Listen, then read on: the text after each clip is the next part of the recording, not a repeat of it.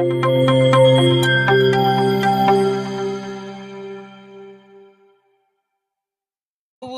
కొరకు ఉద్దేశించిన వాక్య ధ్యానాంశము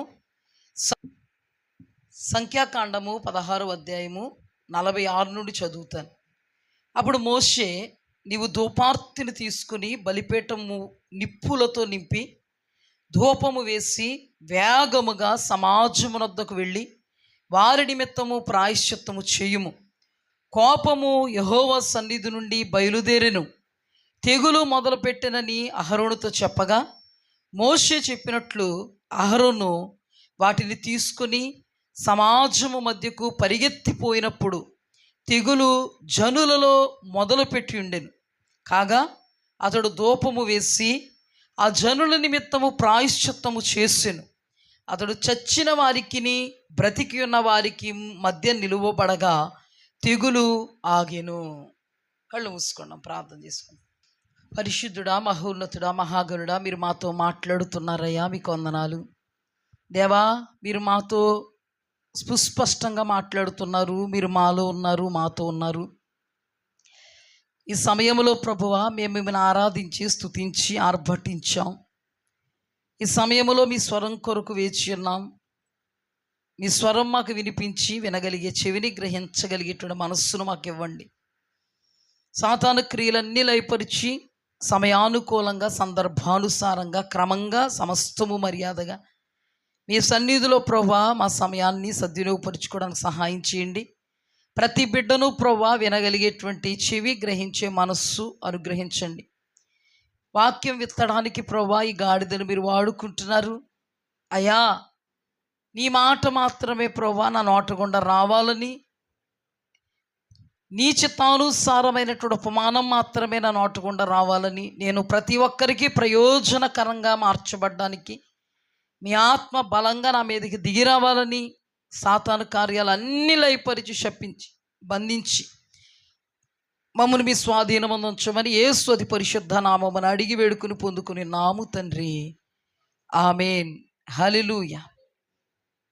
ఇక్కడ మనం ధ్యానం చేసుకోబోయేటువంటి ధ్యానాంశం ఏంటంటే, ఇక్కడ మనం చదువుకున్న సందర్భం ఏంటంటే, మోషే అహరోనుతో మాట్లాడుతున్నాడు. ఏమని మాట్లాడుతున్నాడంటే, అహరోను నీవు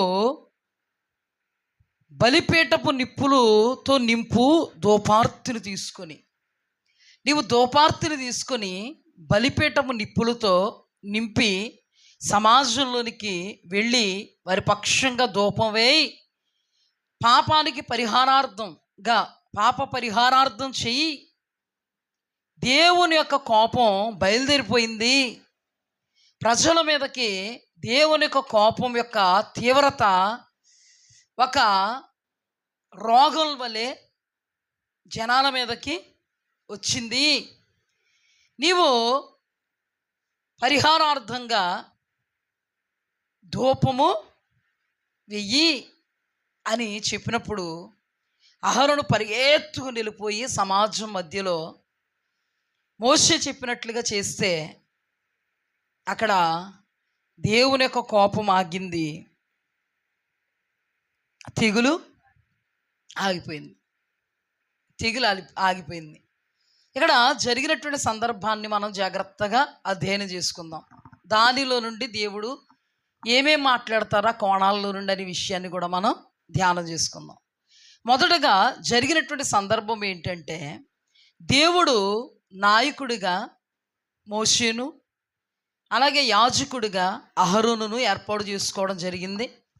నిర్గమకాండం అంతా యాజకుడిగా అహరోను, నాయకుడిగా మోషే నాయకత్వంలో సంఖ్యాకాండం వరకు వాళ్ళు రావడం జరిగింది. సంఖ్యాకాండంలో జరిగినటువంటి సందర్భం ఏంటంటే, కోరహు అనేటువంటి లేవీయుడు, ఎవరో లేవీయుడు, లేవియా గోత్రానికి చెందిన ఒక వ్యక్తి, అతడు దేవుడు అతనికిచ్చినటువంటి పనిని ఘనంగా ఎంచక, గొప్పగా ఎంచక, దేవుడు అతనికి అప్పగించినటువంటి సమాజములో పరిచర్య అనేటువంటి ఆ దేవుని వలన పొందుకున్నటువంటి పనిని గొప్ప చేసుకోకుండా మోషే నాయకుడు, అహరోను యాజకుడు, యాజకత్వం కావాలి అనేటువంటి ఒక దురుద్దేశంతో, చెడు ఉద్దేశంతో అతడు ఇశ్రాయేలీలకు సంబంధించినటువంటి పెద్దలను కావచ్చు, సభికులను కావచ్చు, అంతేకాదు రూబేనీయులు గోత్రానికి సంబంధించినటువంటి అబీరాము, దోతాను కావచ్చు, సభికులను కావచ్చు, ఘనులు అనబడినటువంటి ప్రధానుల్ని కావచ్చు, అంటే సమాజానికి ప్రధానులు ఉంటారు కదా, వాళ్ళని కావచ్చు, వీళ్ళందరినీ కూడా మోషేకు, అహరోనుకు విరోధంగా రేపాడు. ఎప్పుడైతే మోషేకు, అహరోనుకు విరోధంగా రేపాడో వీళ్ళందరూ కూడా మోషే ఎదుట నిలబడ్డారు.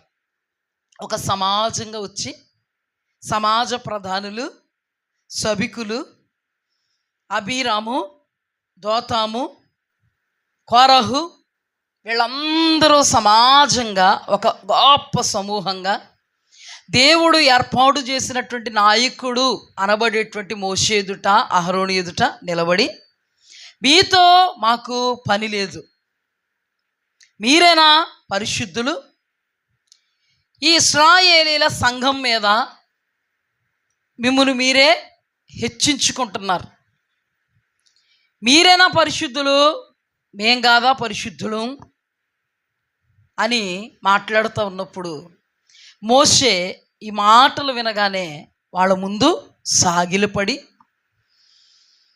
మోషే మాట్లాడుతున్నాడు, ఎవరు పరిశుద్ధులో రేపు దేవుడు తెలుస్తాడు, ఎవరు ఏర్పాటు జనాంగమో రేపు దేవుడు తెలుస్తాడు.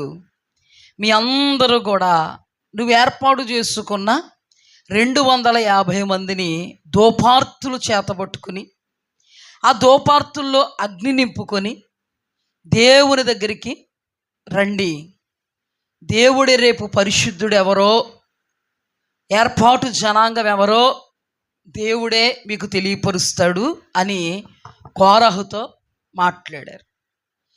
ఆ తర్వాత అబీరాము, దోతాన్లు కూడా రమ్మని కబురు పంపాడు. ఎక్కడికి? వీళ్ళందరూ ఎక్కడికి వెళ్తున్నారు? అక్కడికి. కానీ అబీరాము, దోతాన్ అన్నారు, పాలు తేనెలు ప్రవహించు దేశములో నుండి మమ్మల్ని ఇక్కడికి తీసుకొచ్చినది చాలక పాలు తేనెలు ప్రవహించే దేశానికి తీసుకెళ్తామని చెప్తున్నావా? నువ్వు ఏ స్వాస్థ్యం పంచిపెట్టావు మాకు? నువ్వు ఏం ఉద్ధరించావు మమ్మల్ని? అసలు నువ్వు ఏమి మా జీవితాల్లో కార్యం చేసావు, మేలు చేసావు? పాలు తేనెలు ప్రవహించే దేశంలోంచి మమ్మల్ని తీసుకొచ్చేసావు, మరలా పాలు తేనెలు ప్రవహించే దేశానికి తీసుకెళ్తానన్నా. ఏం ఉద్ధరించావు మమ్మల్ని? మేము రాం అని అన్నారు. మోషేకి అప్పుడు చాలా కోపం వచ్చింది. ఎందుకు కోపం వచ్చిందంటే, మోషే వలన ఏది జరగలేదన్నట్టు, మోషే ఏదో తినేసాడు అన్నట్టు, పాలు తేనెలు ప్రవహించే దేశము నుంచి ఇక్కడికి తీసుకొచ్చావు, ఇది చాలదన్నట్టుగా అని మాట్లాడుతున్నాడు. ఏంటి ఐగుప్తు దేశం పాలు తేనెలు ప్రవహించే దేశం అంటే వీళ్ళకి? ఐగుప్తు దేశం సంపన్న దేశమే, ఐగుప్తు దేశం చాలా సమృద్ధికరమైన దేశమే, కాదను. కాకపోతే అక్కడ ఏమి ఏడిశారు కదా మీరు, ఏడుపులన్నీ ఏమైపోయినాయి. ఇక్కడ ఏమన్నాడంటే, అప్పుడు మోషే ఎలియాబు కుమారులైన దాతాను, అబీరాములను పిలవనంపించెను. అయితే వారు, మేము రాము, ఈ అరణ్యములో మమ్మను చంపవలెనని, పాలు తేనెలు ప్రవహించే దేశములో నుండి మమ్మను తీసుకొని వచ్చుట చాలనట్టు మా మీద ప్రభుత్వం చేయుటకు నీకు అధికారము కావాలనా? అంతేకాదు, నీవు పాలు తేనెలు ప్రవహించే దేశంలోనికి మమ్మను తీసుకొని రాలేదు, పొలములు ద్రాక్ష తోటలు గల స్వాస్థ్యం మాకు ఇవ్వలేదు, ఈ మనుష్యులు కన్నులు ఓడదీదువా, మేము రాము అనిరి. అందుకు మోషే మిక్కిలి కోపగించి, నీవు వారి నైవేద్యములు లక్ష్య పెట్టకము, ఒక్క గాడిదనైనను వారి యొద్ద నేను తీసుకొనలేదు, వారిలో ఎవరికీ నేను హాని చేయలేదని యెహోవా యొద్ద మనవి చేయగా. ఆ మాట బాధ కలిగింది మోషేకి, ఆ మాట బాధ కలిగింది. ఒక్క ఎద్దుని నేను వాళ్ళ దగ్గర తీసుకోలేదు, వాళ్ళని నేనేమీ ఆశించలేదు, పాలు తేనెలు ప్రవహించే దేశములో నుండి తీసుకొచ్చింది చాలక పాలు తేనెలు ప్రవహించే దేశానికి తీసుకెళ్తానని చెప్పి నువ్వు మాకు ఏ స్వాస్థ్యం కూడా పంచిపెట్టలేదు, నువ్వు ఏ భూములు కూడా మాకు పంచిపెట్టలేదు, మా కొళ్ళు ఊడదీయడానికా ఇక్కడ తీసుకొచ్చావని అంత మాట మాట్లాడేటప్పటికి మోషే హృదయం పగిలిపోయింది. అంతవరకు అద్భుత ఆశ్చర్య మహాశ్చర్య సూచక కార్యములు దేవుని వలన జరిగిస్తూ వాళ్ళు ఎలాగా కష్టాలు పడ్డారు, అంతకంటే ఎక్కువ కష్టాలు పడి అనేకమైనటువంటి పరిస్థితులను తాలుకొని యుద్ధాలు చేసి చేతులెత్తి వాళ్ళ నిమిత్తం వాళ్ళతోటే బతుకంతా అయిపోయింది. మోషే బ్రతుకంతా వాళ్ళతోనే అయిపోయింది. భార్య బిడ్డలతో గడిపేంత సమయం కూడా మోషేకి లేదు. ఒక త్యాగంతో మోషే సంఖ్యాకాండములు అంతవరకు కూడా తీసుకొస్తే ఈ కోరాహ అనబడినటువంటి వాడి మాటలను పట్టుకుని దోతాము, అబీరాము వీళ్ళందరూ 250 మంది వీళ్ళందరూ కూడా మోషేకు విరోధంగా లేస్తే అక్కడంత బాధ వ్యక్తపరచకపోయినా పర్టికులర్గా దోతాము, అబీరాములు నిందిస్తూ మాట్లాడుతుంటే, ఏదో తినేసావు, మా వల్ల నీకేదో వచ్చేస్తుంది, మాదంతా దోచేసావు, మమ్మల్ని నాశనం చేయడానికి తీసుకొచ్చావు, ఎంతవరకు నువ్వు మాకు ఏం చేసావు అని మాట్లాడేటప్పటికి ఎంత సాత్వికుడైతే, ఎంత నమ్మకమైన వాడు, ఎంత గొప్ప నాయకుడు. ప్రతి ఒక్కరికి హృదయం ఉంటుంది కదా, ప్రతి ఒక్కరికి వ్యక్తిత్వం ఉంటుంది కదా, మనిషి అన్న తర్వాత బాధ ఉంటుంది కదా. కన్న తల్లి పాలు తాగి రొమ్మును గుద్దావురా అంటారు కొంతమంది, తిన్నింటి వాసాలు లెక్కబెట్టావురా అంటారు కొంతమంది, విశ్వాసఘాతకుడురా అంటారు కొంతమంది. ఏముంది, కుక్కకైనా ఉంది కానీ విశ్వాసం నీకు లేదు అంటారు.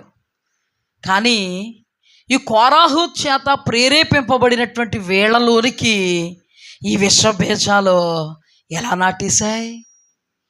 ఎవడో చెప్పిన మాటలు పట్టుకుని ఆ నరాని మాటలు చూడలేదా మీరు? మోషేని అంటే చూసాం, మోషే యొక్క సాత్వికం చూడలేదా? మోషే మీ పక్షముగా చేతులెత్తడం చూడలేదా? మోషే మీ కొరకు తన బ్రతుకంతా దారపోయడం చూడలేదా? చూసాం. మరి ఇలా మాట్లాడడానికి ఏం ప్రేరేపించింది మిమ్మల్ని? చెప్పుడు గొంటు మాటలు. కొంతమంది చూసినా చెప్పుడు గొంటు మాటలు మాట్లాడేటప్పటికి ఎక్కేసేసుకుంటారండి వీళ్ళు. మనం చూసిందే తప్పని ఈ చెప్పుడు గొంటు మాటలు మనం చూసేదాన్ని కూడా డామినేట్ చేసేసి అధిగమించేసి మనం చూసేదాన్ని కంటే వాడు చెప్పింది కరెక్ట్ అని మొత్తానికి చాలా కోపం వచ్చి ఏమనలే. ప్రభా ఏమని మాట్లాడుతున్నారంటే ఇక్కడ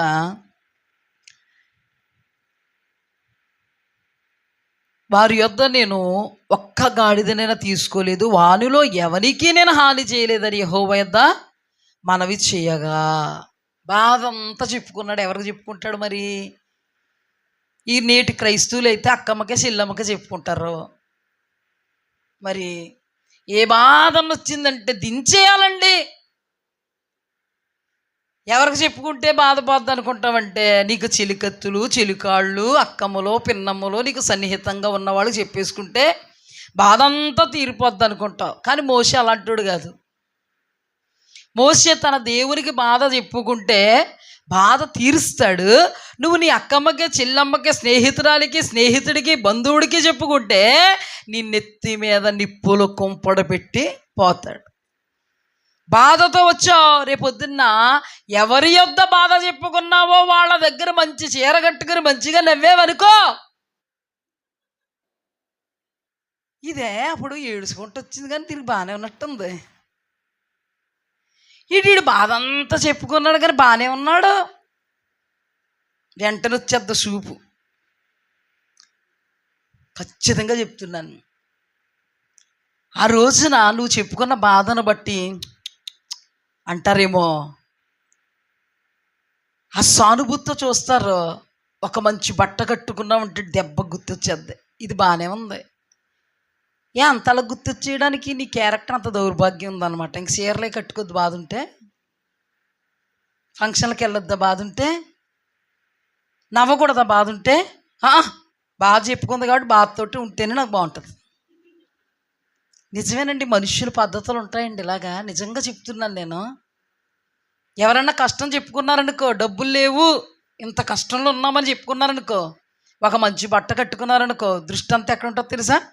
ఇది డబ్బులు లేవని చెప్పింది కానీ అన్ని అబద్ధాలే. ఎలా కట్టుకుంటుందో చూడు, ఎలా ఉంటుందో చూడు. అయితే ఉండకూడదు, సింపుల్ కొట్లు వేసుకు రావాలి నీ దగ్గరికి. చూసావా, బాధ చెప్పా కదా, వెళ్ళి ఏం చేసావు? బాధ చెప్పా కదా. నువ్వు బాధ చెప్పితే నీ కోసం కన్నీళ్ళు తీసుకోరు వాళ్ళు.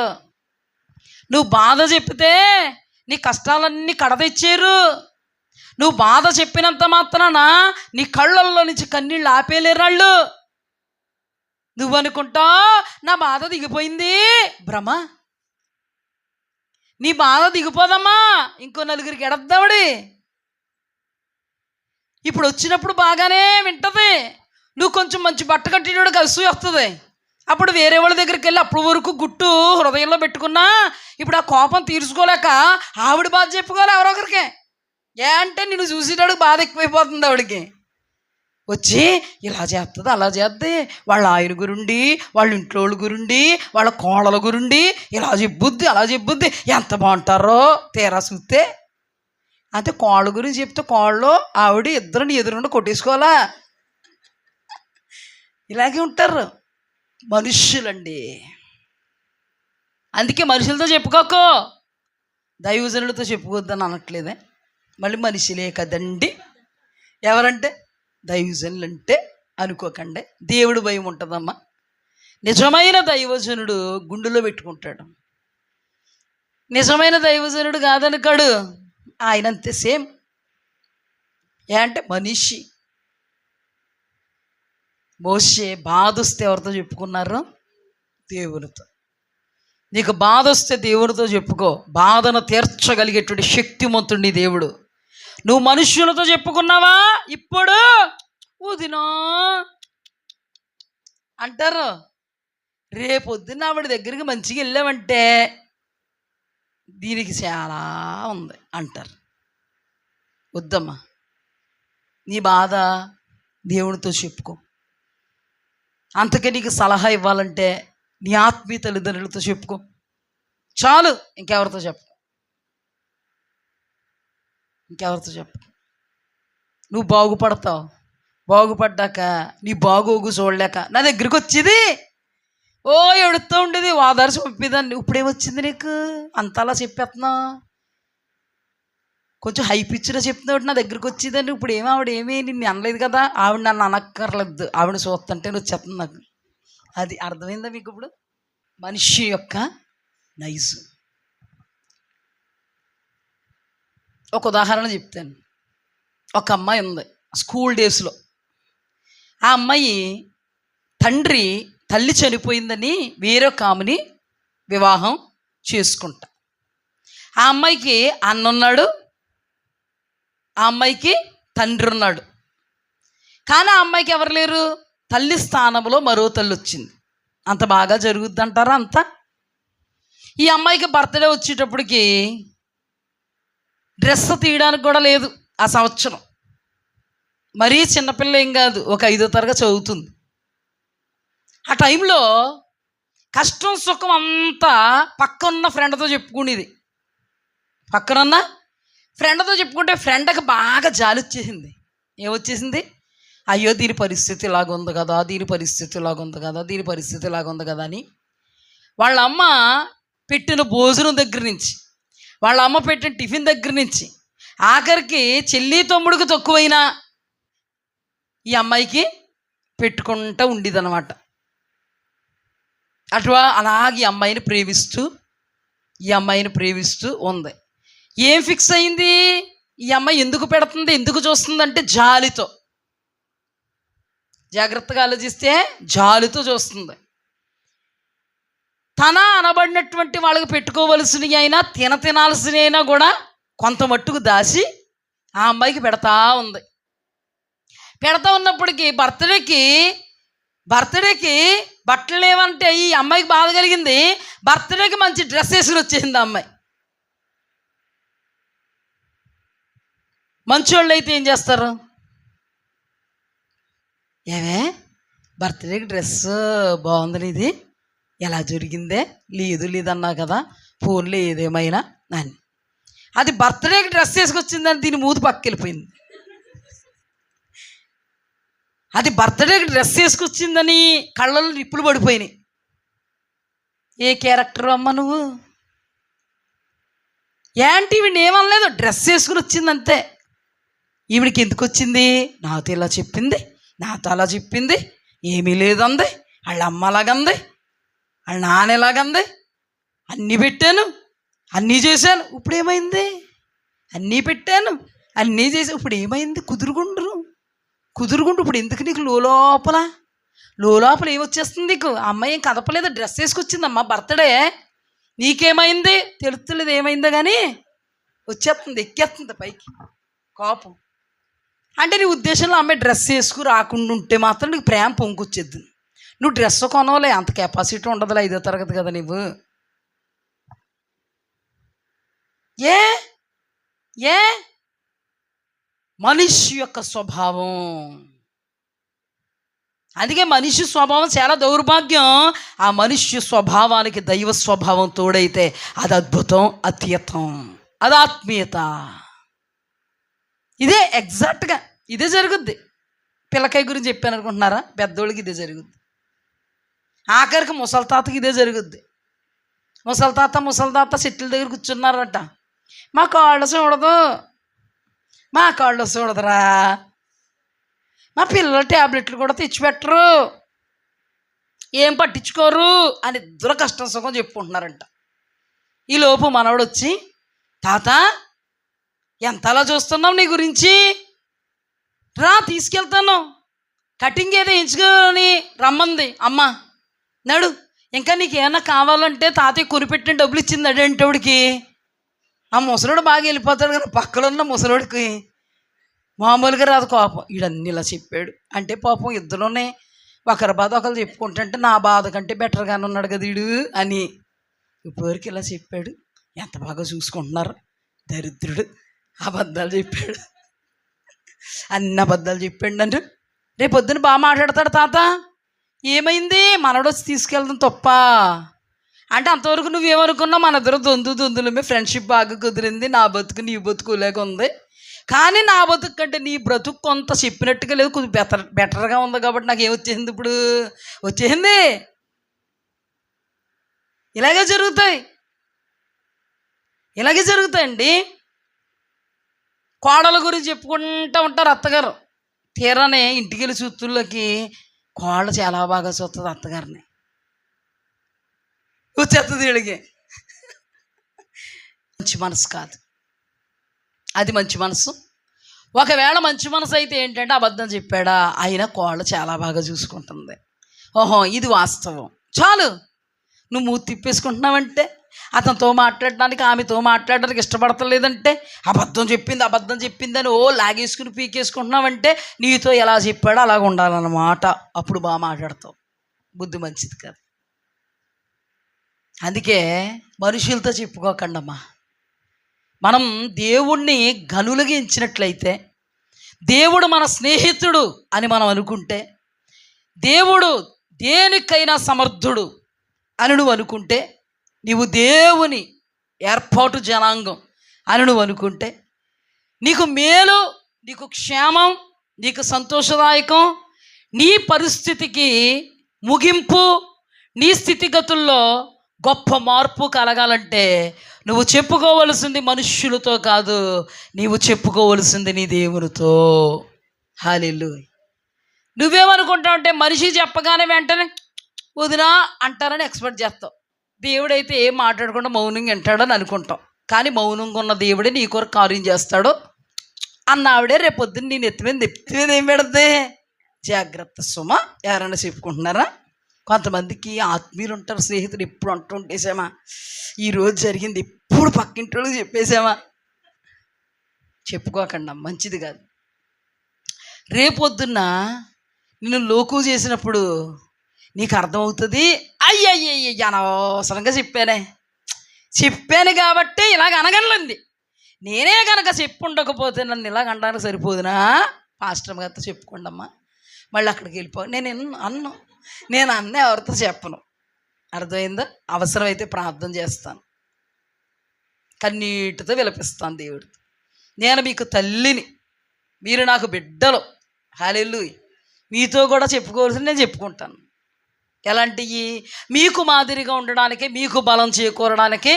నీవు ఏదన్నా బలహీన స్థితిలో ఉంటే, అమ్మా ఆ బలహీన స్థితి నాకు వచ్చింది కానీ నా జీవితంలో దేవుడు ఎలా చేశాడని చెప్పుకుంటే నీకు బలం వస్తుంది.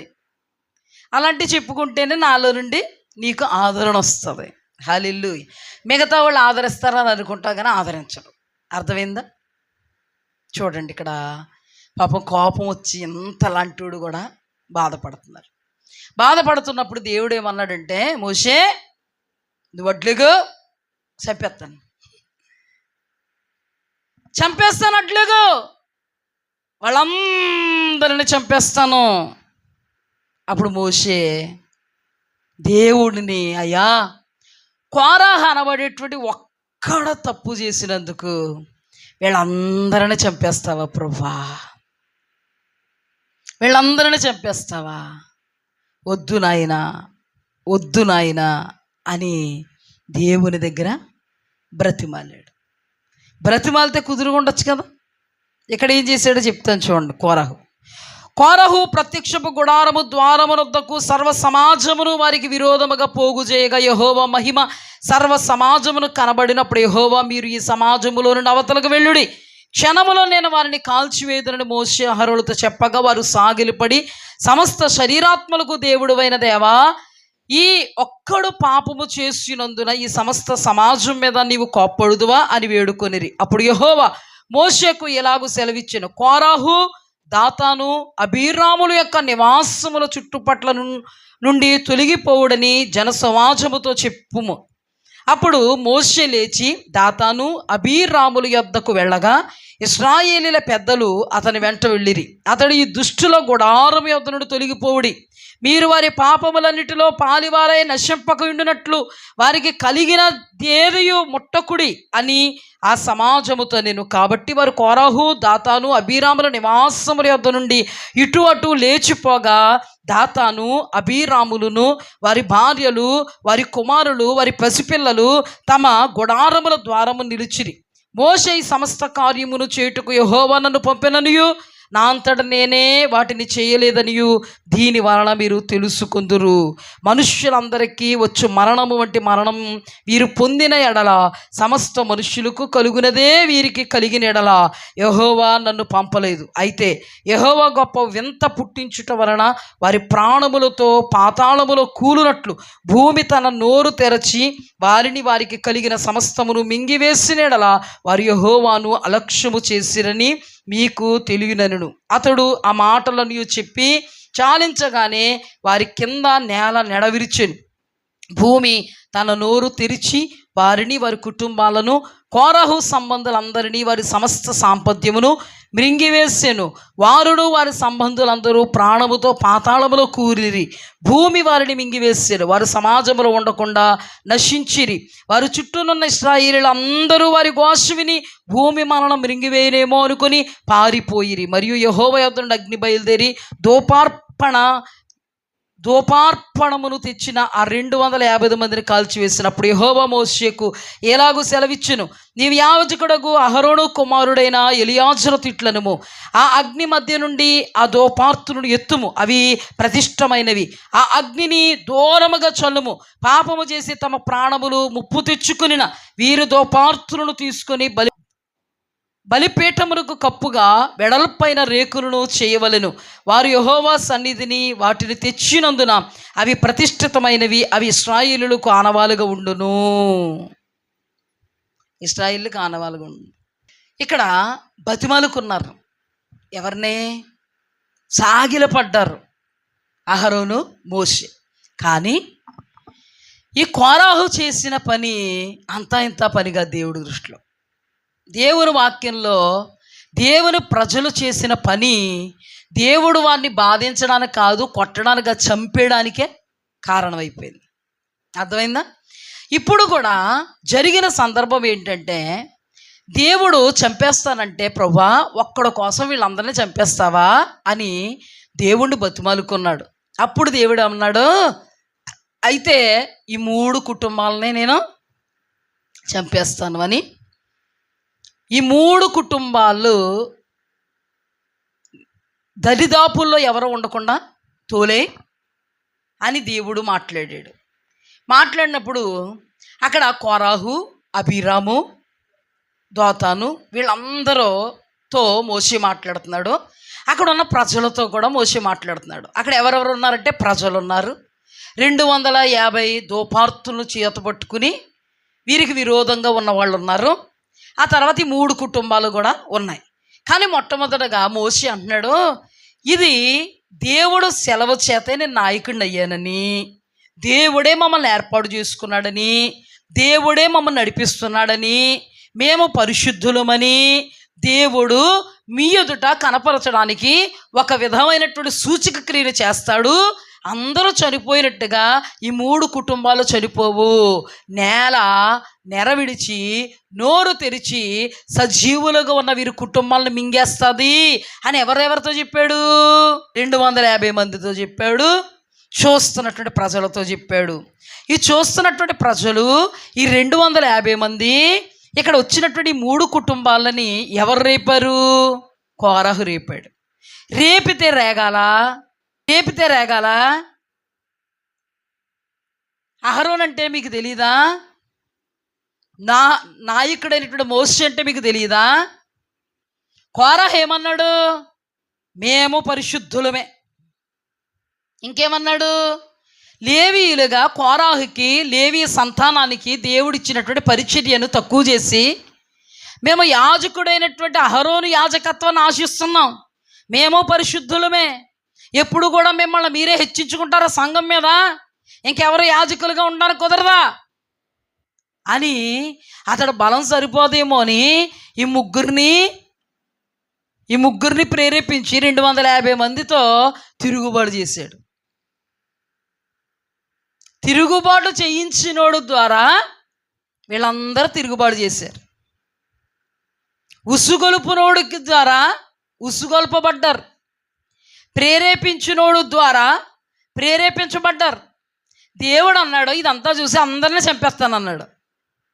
అందరూ వద్దయ్యా, ఒక్కడు తప్పు చేస్తే అందరినీ చంపుతావా అయ్యా అని బతిమలుకుంటే, ఆ తప్పు చేసిన వాళ్ళు మెయిన్ క్యారెక్టర్స్ నేను చంపుతాను, మీరు అందరూ కూడా దూరముగా వెళ్ళండి, డిఫరెంట్గా చంపుతాను అని భూమికి ఆజ్ఞాపిస్తే, ఈ భూమే నెరవిడిచి నోరు తెరిచినట్టుగా మింగేసినట్టుగా ఈ కుటుంబాల్లో భార్యల్ని, బిడ్డల్ని, సంతానాన్ని, వారికి ఉన్న సిరు సంపదలు అన్నిటినీ మింగేసింది. మింగేస్తుంటే ఆ ఘోష ఎవరికి వినబడింది? 250 మందికి వినబడింది. ఇక్కడ ప్రజలకు వినబడింది. నువ్వు నేనైతే ఏం చేస్తాం? అయ్య బాబోయ్, పొరపాటు జరిగిపోయింది మోసే, విషసర్పాలు వచ్చి కరుస్తుంటే కరిపించుకున్నారు వాళ్ళు. చెప్పండి, విషసర్పాలు వచ్చి కరిపిస్తుంటే తప్పు తెలుసుకుని మోసే నీకు విరోధంగా మాట్లాడమయ్యా, దేవునికి విరోధంగా మాట్లాడమయ్యా, అందుకే దేవుడు కోపం వచ్చి తాపకరమైన సర్పాలు పంపేస్తుంటే ఒక్కొక్కటి కూడా మమ్మల్ని కాటేస్తుంటే చచ్చిపోతున్నాం, మేము చచ్చిపోకుండా ఉండాలంటే మా తప్పు మేము తెలుసుకున్నాం మహాప్రభో, నీవు నీ దేవుణ్ణి వేడుకో, మేము బ్రతకాలి అన్నారు లేదా? నువ్వు నేనైతే ఖచ్చితంగా అలాగే వేస్తాం. మనకు ముందే భయం ఎక్కువ, మనకు దైవ భయం ఎక్కువే. ఫస్ట్ ఏంటో తెలియకపోయినా తెలిసాక మాత్రం గుండెలు దబా బాధేసుకుని దేవుడి దగ్గర ఏడిసేసేటువంటి పశ్చాత్తాప హృదయం మనకు ఉన్నందుకు దేవునికి స్తుతి కలుగునుగాక. కఠినాత్ములు ఎవరన్నా ఉన్నారా? మరి హల్లెలూయా అని గట్టిగా చెప్పాలి కదా. అంటలేనట్టు, ముట్టలేనట్టు, వినబడలేనట్టు, కనబడలేనట్టు. విగ్రహాలం కాదు కదమ్మా మనం. ఎప్పుడు గట్టిగా చెప్తారు మరి? పంటలు 50 బస్తాలు పండేయండి అన్నప్పుడు మా అబ్బాయికి జాబ్ వచ్చేసిందండి, హల్లెలూయా కాదు కదా. ఇలాంటప్పుడే మనం హల్లెలూయా ఆమేన్ అనాలి. మనందరం ఎవరు మౌనిగా ఉండేవాళ్ళం కాదు, ఆర్భటించవలసిన వాళ్ళం. హల్లెలూయా. ఖచ్చితంగా అలా అనుకుంటాం అనుకోమా. నిర్ఘాంతపోయి చూస్తున్నారు బుద్ధి లేని వాళ్ళు. వాళ్ళందరూ చచ్చిపోయేటప్పటికి ముందు 250 మంది దోపార్తులు పట్టుకున్న వాళ్ళకి కాళ్ళల్లోంచి పుట్టేలు వణుకు ముందు అడుగు పుట్టాలి. కోరాహు ప్రేరేపించాడని తగుదునమ్మా, ఏమమ్మా తగుదునమ్మా అంటూ దోపార్తులు చేతిలో పట్టుకుని మీరేనా పరిశుద్ధులు, మేం కాదా, మిమ్మల్నైనా దేవుడు ఏర్పాటు చేసుకున్నాడు, మమ్మల్ని కాదా, బుద్ధి లేని వాళ్ళారా, గ్రహించుకోవడం చేత కదా మీకు. ఆ కోరాహు అన్నవాడులోనే కపటం తెలిసిపోతుంది కదా మీకు. ఆ కోరాహులోనే సైతానుగా ఆనేయట్లేదా మీకు. మేము కూడా అలాంటి వాళ్ళమే కదా, అందుకే ఆయనలో ఉన్నాయి మాలో మ్యాచింగ్ అయిపోయి దొందులుమే కదా, అందుకే వచ్చేసామండి. అక్కడ మోషే కూడా అన్నాడు, మీరు లేవీయులు, మీకు దేవుడు అప్పగించినటువంటి పనిని మీరు తక్కువ చేస్తున్నారు అన్నప్పుడే కొంతమంది బొలిబెలగాలి. నిజమే కదా, దేవుడు వీళ్ళకి పని ఇచ్చాడు కదా, పని ఇచ్చినప్పుడు వాళ్ళ పనిలో వాళ్ళ నమ్మకంగా ఉండాలి కదా. దేవుడు ఏ చిన్న పని ఇచ్చినా నమ్మకంగా ఉండమన్నాడు కదా. అసలు దేవుడు ఏమన్నాడు, గొప్ప ఇంటిలో బంగారు పాత్రలు ఉంటాయి, వెండి పాత్రలు ఉంటాయి, వెలగలని పాత్రలు ఉంటాయి, గొప్ప ఇంటిలో కర్రవి ఉంటాయి, చెక్కవి ఉంటాయి, అన్ని పాత్రలు ఉంటాయి, నీవు ఇందులోనూ చేరకు. నేను ఎలా ఉండాలి, అలా ఉండాలి, అందులో ఉండాలి, ఇందులో ఉండాలి, అలా ఉండాలి, ఇలా ఉండాలని నువ్వు అనుకోవద్దు. ఘనమైన పాత్రగా కాదు, ఘనహీనమైన పాత్రగా కాదు, యజమానుడు వాడుకొను అర్హమైన పాత్రగా ఉండాలి. తెలీదా? ఆ దేవుడే ఈ దేవుడు కదా. ఆ దేవుడు నీకేమిచ్చాడు, పరిచర్య ఇచ్చాడు. ఆ దేవుడు అహరోనుకి ఏమిచ్చాడు, యాజకత్వం ఇచ్చాడు. ఆ దేవుడు నాయకుడైనటువంటి మోషేకి ఏమిచ్చాడు, నాయకత్వం ఇచ్చాడు. నీకు దేని మీద ఉంది? అహరోను యాజకత్వం మీద ఉంది. నాకు ఆ ఆలోచన తప్పు. ఒకటి, దేవుని బిడ్డలకి ఆ ఆలోచన తప్పు అని తెలియాలా, తెలక్కలద్దా? అంతేగాని ఈ కోరాహు అని పనికి మాలిన వాడు దోతాము అబీరాము అవును వాళ్ళే పరిశుద్ధులా? నిజమే, నువ్వు అన్నది కరెక్టే, వాళ్ళే పరిశుద్ధులా, నువ్వు అన్నది కరెక్టే కోరాహు. అంతేగాని బుద్ధి లేకుండా నీకు దేవుడు ఒక పని అప్పగిస్తే వాళ్ళ పని మీద పడ్డబెట్టి అంటే ఆగిపోతాడు అక్కడ కోరాహు. మౌనంగా ఉన్న వాళ్ళ వల్లే చెడిపోతారంట జనం, తెలుసు. ఇప్పుడు నేను సేవకురాల్ని, మీరు ఎలా పడితే అలాగున్నా కూడా నేను మౌనంగా ఉంటేనే చెడిపోతారు మీరు. సార్ కానీ మేడం కానీ పిల్లలు విచ్చడవిడిగా ఉన్నా కూడా పట్టి పట్టలేనట్టుగా నా జీతం నాకు ఇచ్చేస్తారులే అని అనుకుంటే చెడిపోతారు వాళ్ళు. తల్లిదండ్రి నా పిల్లలు ఎలాగోలా గాలికి పెరిగిపోతే పర్లేదు, మా పనులు మేము ఉంటామంటే కుటుంబం చెడిపోద్ది.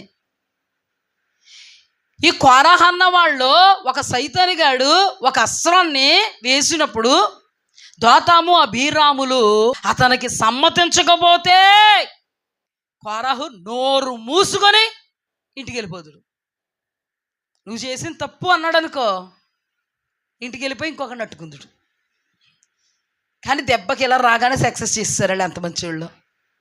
4 గుమ్మాలు తిరగకుండా, 4 ఇళ్ళల్లోకి వెళ్ళకుండా, 4 రాత్రులు నిద్రలేని రాత్రులు గడపకుండా, వాళ్ళందరూ మీటింగ్ పెట్టుకోకుండా వెంటనే శాంక్షన్ చేసారు. ఎంత మంచి వాళ్ళు. అందుకే మరి నోరు తెరుచుకుని మింగేసింది.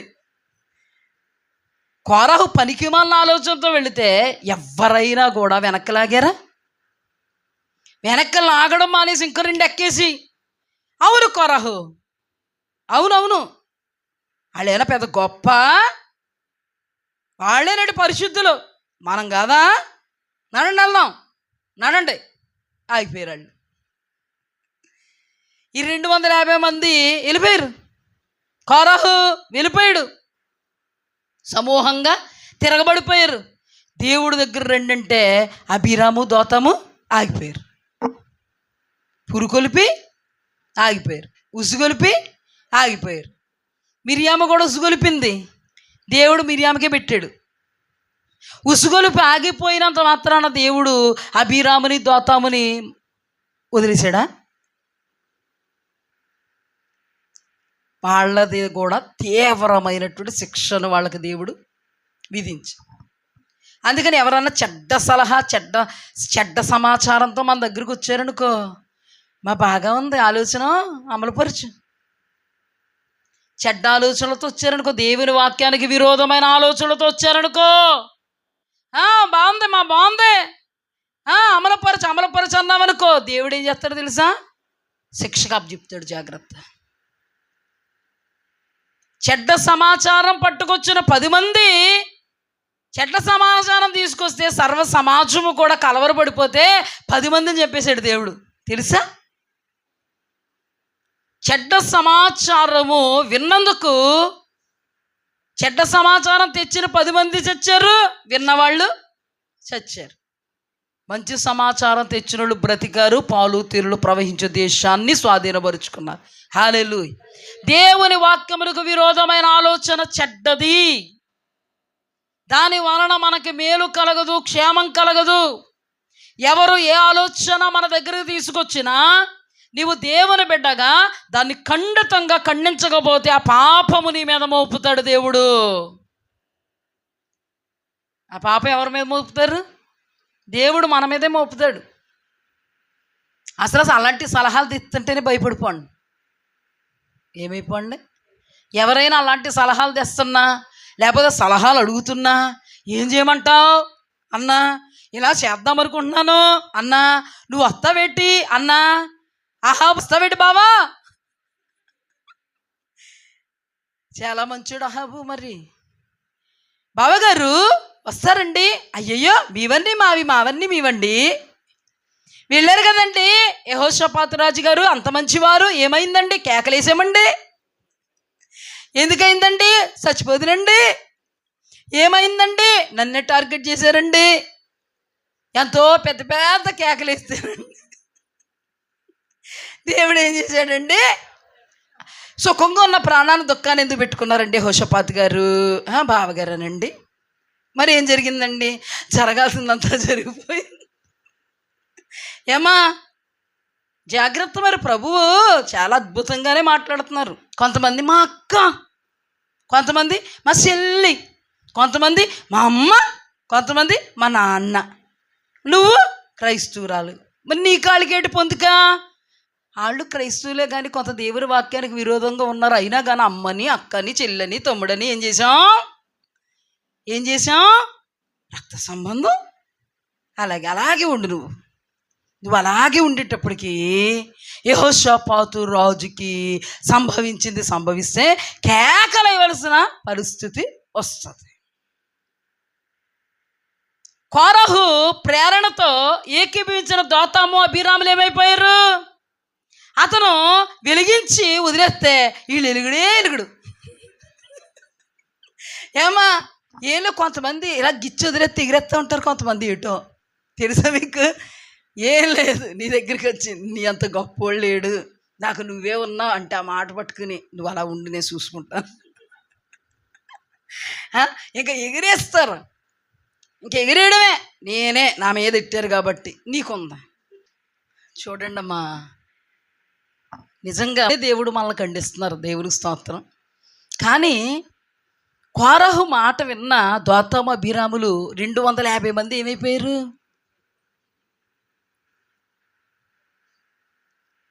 అహాబు రామోత్గిలాదు మీదకి వస్తావా అంటే, నీవన్నీ నావన్నీ నీవి, వస్తాను అంటే మరణం ఎదురొట్టి నిలబడిపోతే కేకలేస్తే దేవుడు కాపాడాడు. సుఖంగా ఉన్న యెహోషాపాతు రాజా, నీకు ఎందుకంత పాతకం వచ్చిందంటే వెళ్ళకూడని వాడితో వెళ్ళాను, వినకూడనటువంటి మాటల ప్రేరణతో వెళ్ళాను. అభిరాము దోతాము మీకెందుకు ఇంత కష్టం వచ్చింది? భూమి నెర విడిచి మిమ్మల్ని మింగేసింది ఆ దుర్మార్గుడితో పాటు. అంటే ఆ దుర్మార్గుడు జస్ట్ మమ్మల్ని ఎలా గిచ్చితే మేము ఎగిరాం. ఆ దుర్మార్గుడు మాతో చేస్తే మేము మామూలుగా ఎగరలేదు. అందుకే వాడికి అయ్యే గతి పట్టింది, అదే మాకు పట్టింది. ఇప్పుడు కూడా తన మన భేదాలు, దేవుని విషయంలో మనం తన మన రక్త సంబంధం అలాగా ఇలాగా అన్నావో దేవుని వాక్యం నీ మీద నేరారోపణ చేస్తుంది. జాగ్రత్త. నువ్వు నరకాగ్ని పాలైపోతున్నావు. నీ అక్కో, నీ అన్నో, నీ తమ్ముడో, నీ చెల్లులో, నీ మావయ్య గారు, నీ అత్తయ్య గారు అగ్నిలో నుండి లాగడు సుమా. వాళ్ళ యొక్క పాతకములో ఘాతకంలో నీ చిక్కుబడిపోతే వాళ్ళకి ఎటువంటి దుస్థితి దాపరుస్తుందో వాళ్ళతో పాటు నీకు సేమ్ అదే దుస్థితి దాపరుస్తుంది. అప్పుడు నిన్ను విడిపించేటువంటి నాథుడే ఉండడు. చాలా జాగ్రత్త సుమ. అందుకే దేవుడు క్రీస్తుతో బెలయాలికి ఏమి సంబంధము, వెలుగుతో చీకటికి ఏమి పొందిక. మీరు జీవం కలిగిన దేవుని ఆలయమే అన్నారు. ఏమండి వాళ్ళు మా మమ్మీ మా డాడీ చీకటైతే, ఏవండి వాళ్ళు మా అన్నయ్య తమ్ముడు వాళ్ళ చీకటైతే, ఏవండి వాళ్ళు మా అక్క చెల్లి వాళ్ళ చీకటైతే వెళ్ళిపోయి ఏం పర్లేదు, నువ్వు చీకటైపోతావు. రాజీ పడకు. నీ బాణి వేరు, వాళ్ళ బాణి వేరు. నీ ఆత్మీయత వేరు, వాళ్ళ ఆత్మీయత వేరు. నువ్వు నీ బిడ్డలను కాపాడుకో, నిన్ను నువ్వు కాపాడుకో, నీ భర్తను కాపాడుకో, నీ జీవితాన్ని కాపాడుకో. పోయినాడు పోయాడు. కోరాహు మార్గంలో ఉన్నావో నువ్వు పోతావు. జాగ్రత్త. కోరాహు ఉసిగొలిపోడు. ఉసుగొలుపునందుకు ఉసుగొల్పబడిన వాళ్ళు కూడా కోరాహు పట్టిన గతి పట్టింది. ఇదంతా వింటుంటే మనకు భయం పుడుతుంటే చూస్తున్నటువంటి 250 మందికి కాళ్ళల్లో నుంచి వెన్నులోంచి పుట్టాలి వణుకు. జనాలకి వెన్నులోంచి పుట్టాలి వణుకు. ఈ 250 మందికి వెన్నులోంచి పుట్టిందా వణుకు. మిగతా ప్రజలందరికీ వెన్నులోంచి పుట్టిందా వణుకు. వీళ్ళు ఏమంటున్నారంటే దేవుని బిడ్డలను చంపేశారు. మోసే ఆహారంలోని ఏం చేస్తున్నారు, సనుగుతున్నారు. ఏమండి, సనుగు దెయ్యం సైతాను. అంత జరిగినా కూడా దేవుని భయం వాళ్ళని ఆవరించకుండా సనుక్కుంటున్నారంటే దెయ్యం ఏ రేంజ్లో ఉందో తెలుసా. నిన్ను పతనానికి పంపేసే వరకు, ఆ దేవుడు యొద్ద నుండి శాపం నీ మీదకి వచ్చేసే వరకు, మరణం నీ మీదకి వచ్చేసే వరకు, మరణం నీ మీద ఏలుబడి చేసేసాక ఆడమ్మయ్య నాశనం అయిపోయాడని శంకలు చరుచుకొని జబ్బలు చరుచుకోవడానికి చూస్తున్నాడు. జాగ్రత్త. వీళ్ళకి వెళ్తా సనుగుడే. 250 మంది ఏం చేయాలి చూడండి జాగ్రత్తగా. భూమి 12 సంఖ్యాకాండం 16:12. భూమి తన నోరు తెరచి వారిని, వారి కుటుంబాలను, కోరహు సంబంధులందరినీ, వారి సమస్త సాంపత్యమును మృంగివేస్తును. వారును వారి సంబంధులందరూ ప్రాణముతో పాతాళములో కూలిరి. భూమి వారిని మింగివేసెను, వారు సమాజంలో ఉండకుండా నశించిరి. వారు చుట్టుపట్ల ఇశ్రాయేలీలందరూ వారు ఘోష విని భూమి మనలను మింగివేయునేమో అనుకొని పారిపోయిరి. మరియు యెహోవా యొద్ద నుండి అగ్ని బయలుదేరి దోపార్పణము తెచ్చిన ఆ 250 మందిని కాల్చివేసెను. అర్థమైందా? అయ్య బాబోయ్ క్షమించండి బాబోయ్ దేవుడా రొమ్ము కొట్టుకున్నారా, చోద్యం చూసినట్టు చూశారు. గుండెల్లో గొబగొబలు వచ్చేవి మనకి. ముందు ఎక్కడున్నా అక్కడే మోకరించేసి. ఎందుకంటే కోరాహు పురుకొల్పితే ఏం జరిగిందో, దోతాము అబీరాము కోరాహులు బ్రతుకంతా బట్టబయలైపోతుంటే అమ్మ బాబు ఇళ్ళు నమ్ముకుని వచ్చేసామే మనం. 250 మంది ఫీల్ అవ్వాలా? దేవుడు అక్కడ రాయడా? ఒక్క పదమన్నా రాయించాడా? వీళ్ళ చేసిన దేవుడి దృష్టికి ఏమైంది? అసలు మామూలుగానే వీళ్ళకి వచ్చిన కోపమే వాళ్ళ మీదకి వచ్చింది దేవుడికి. ఎందుకు? మేము పరిశుద్ధులం కాదేంటి? ఎంత పరిశుద్ధో తేల్చేసాడు దేవుడు. మీరు పరిశుద్ధులైతే దేవుడు మిమ్మల్ని చంపకూడదు కదండి. కొంతమంది భ్రమలో ఉంటారు, మేము పరిశుద్ధులు. ఏం వేసుకుని భ్రమ, ఏం చూసుకుని ముసుగు. ఈ ముసుగులోనన్నీ కొట్టుకుపోతుంటాయి. ప్రార్థనా వీరులు, యోధులం, శూరులం, ఉపవాస ప్రార్థన, కడుపు కట్టుకుంటాం. ఒక్క మాట, కోరాహు ఆలోచన తప్పు. దేవుడు ఇచ్చినటువంటి ఆధిక్యతలో ఉండడం కంటే ఎవరికో ఇచ్చినటువంటి యాజకత్వం మీద కన్నేయడం తప్పు కదా. వాళ్ళే యాజకులు ఉండడం ఏంటని పురుకొల్పడం తప్పు కదా. పురుకొల్పబడిన వాళ్ళు ఆలోచించారా? పురుకొల్పున కోరాహు తను ఇదేంటి నేను ఇలా ప్రవర్తిస్తున్నాను అనుకున్నారా? కానీ అద్భుతం ఏంటంటే మేం పరిశుద్ధులం కదా. ఏంటి ఇన్ని ఆలోచనలు ఆలోచించేసి, ఎంత విరోధంగా ఆలోచించేసి, దేవుడు లేవీయులైనటువంటి మీకు ఇచ్చినటువంటి పనిని తక్కువ చేసేసి, ఆ దేవుని ఎదుట మిమ్మల్ని మేరే దౌర్భాగ్యులుగా చిత్రీకరించుకుని తగుదునమ్మా అంటూ మేము పరిశుద్ధులం కాదా ఏంటి? బుద్ధుందా? అంటే ఏంటిది? భ్రమ. నేను చెప్తున్నాను కదమ్మా, భ్రమపరిచినోళ్ళకి, భ్రమపరచబడినోళ్ళకి నేను ఎలా ప్రవర్తిస్తున్నాను, నా మాట ఎలా ఉంది, నా తీరు ఎలా ఉంది, నా ప్రవర్తన ఎలా ఉంది, నా పద్ధతి ఎలా ఉంది, ఇది దేవుని వాక్యానికి అనుకూలమా విరోధమా? మళ్ళంటి వాళ్ళకి కొట్టొచ్చినట్టు కనబడిపోద్దాళ్ళు క్రియలు విరోధమని. వాళ్ళకి మాత్రం కనబడదు. వాళ్ళకి ఎలా కనబడుతుంది సార్? మేము పరిశుద్ధులము.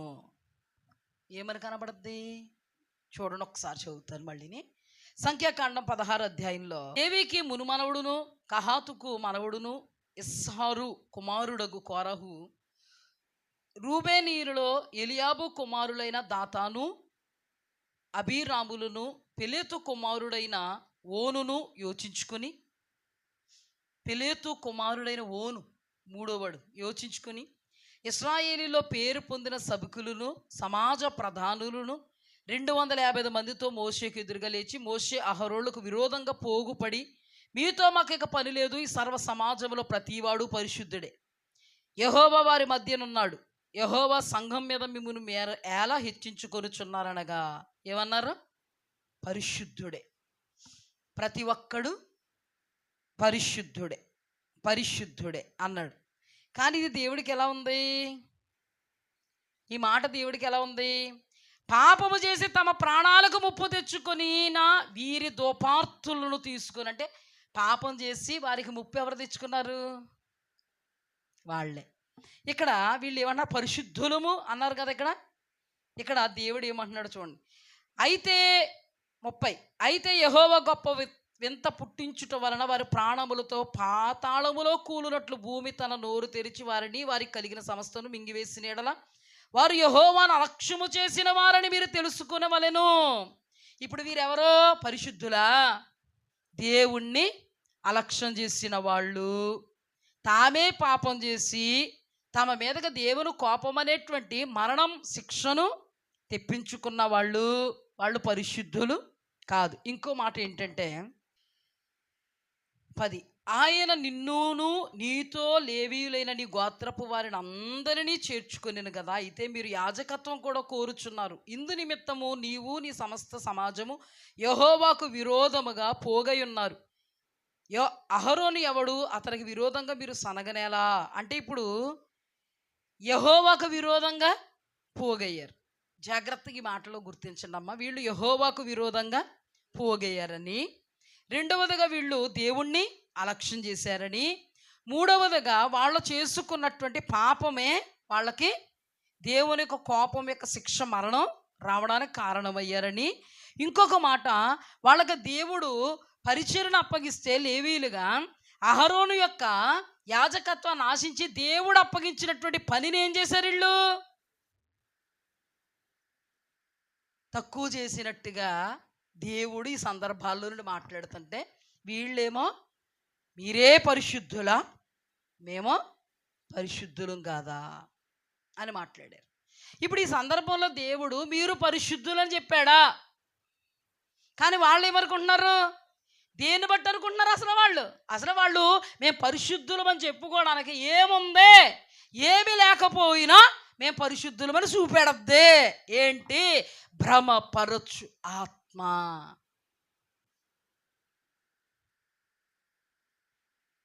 భ్రమపరిచు ఆత్మ అలా చూపెడదు. కొంతమందికి ఈడ్స్తే అంత అద్రూపం ఉండదు కొంతమందికి, కానీ కబుర్లు చెప్తే మాత్రం మిరక కబుర్లు చెప్తారు. నిజమేనండి. అలాంటి వాళ్ళని బెమ ఏంటి అందరికీ తెలిసిపోతూ ఉంటుంది. ఇలా తిరగగానే ఏడిసింది అంటారు. అంటే నీకు తెలుసు ఏమీ లేదని, కానీ నీ కబుర్లు అమెరికా కబుర్లు అంటే నువ్వు భ్రమే. వాళ్ళు అలా తిట్టుకుంటున్నారంటే నువ్వు అంటావు రేపు పొద్దున్న ఆ తిట్టి వాళ్ళు ఎదురుగుండా అన్నారు. ఏమీ లేనిది సోదుకోరులు ఎందుకని ఎదురుగుండా అంటే బాగుపడదు కదా. ఇప్పుడు అర్థమవుతుందా? అంతే కదమ్మా. బాగుపడినవారు జనం ఇలాగుంటారు. ఈ వేరగలేదు వినేసి అంతా అయిపోయాక ఈవిడ ఇలా తిరగగానే ఏడిసింది. నేను అనేది అది కాదమ్మా, ఉన్నది ఉన్నట్టుగా చెప్పలేని వాళ్ళ వల్ల వస్తుంది ప్రాబ్లం. ఇంకొకరి దగ్గర అంద కదా ఆవిడ, లేదా అతను కదమ్మా. ఉన్న మాట మంచిగా చెప్పితే మనల్ని తిట్టుకుంటారు. రెండు వాళ్ళ దగ్గర మాట్లాడకపోతే ఆమె విలువ ఆయన విలువ కాపాడుకుంటారు.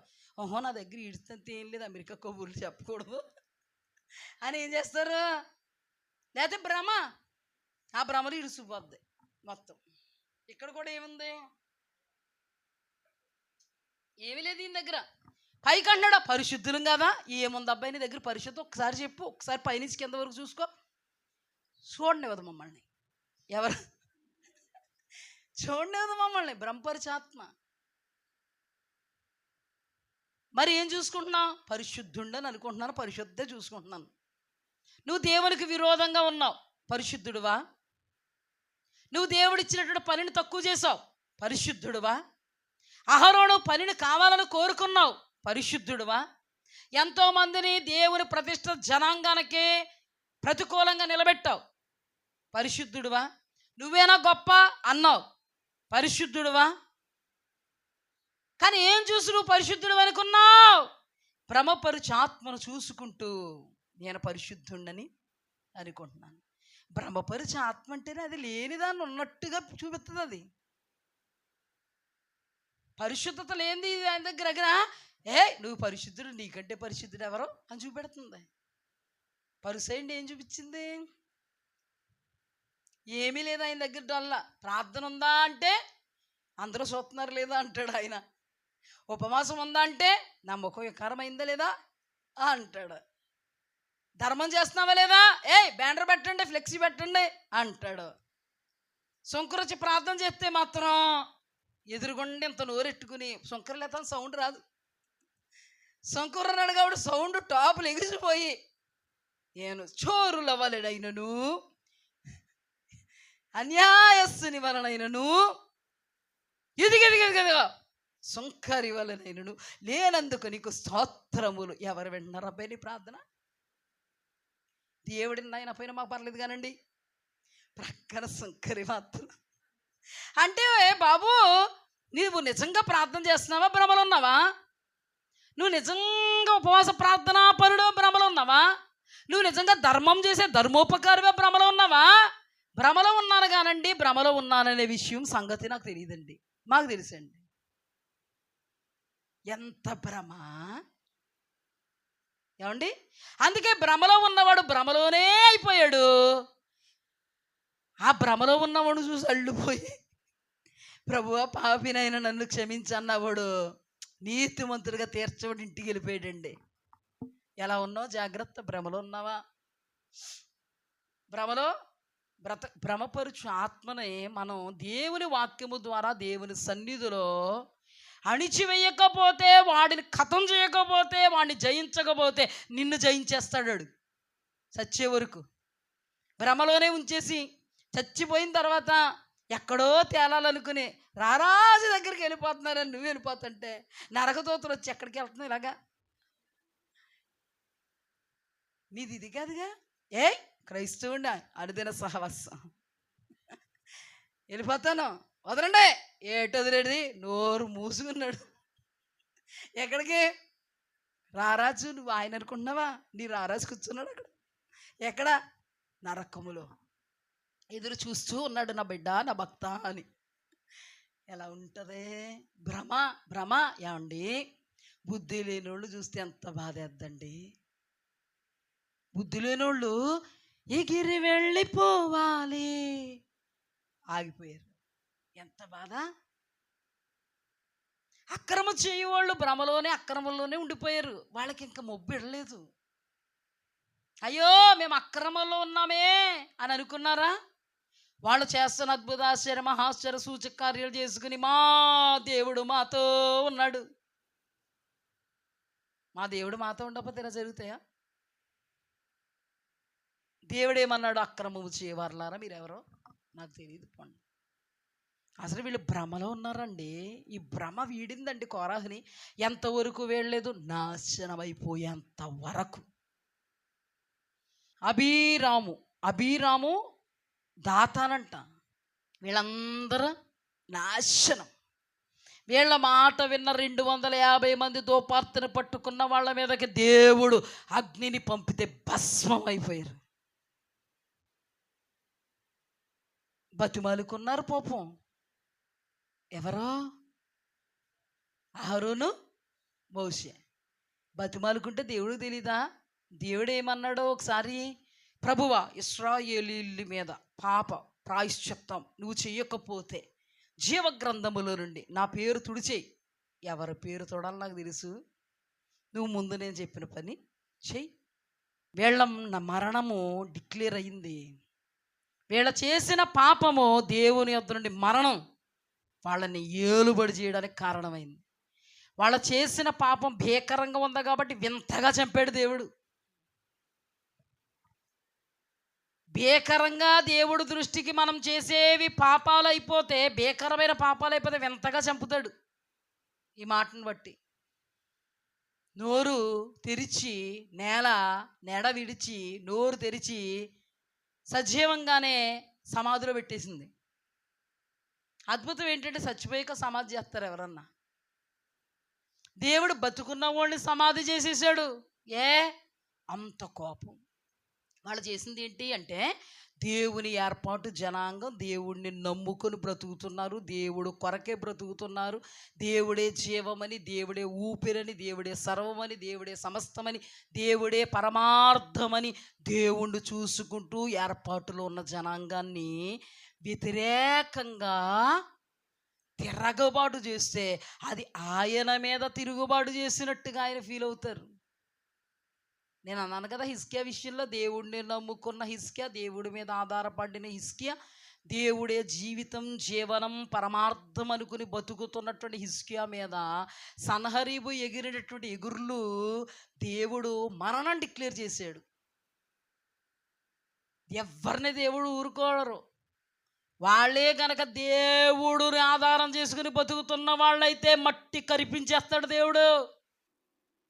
అబ్రహాం అనబడినవాడు దేవుడు చెప్పిన మాటను బట్టి భార్యను లోతును తీసుకుని వస్తే, రాజు అయినటువంటి అబీమెలెకు అయినా, రాజు అయినటువంటి ఫరో అయినా అబ్రహాం యొక్క భార్యను తీసుకెళ్తే మొత్తి వాడేశాడు దేవుడు.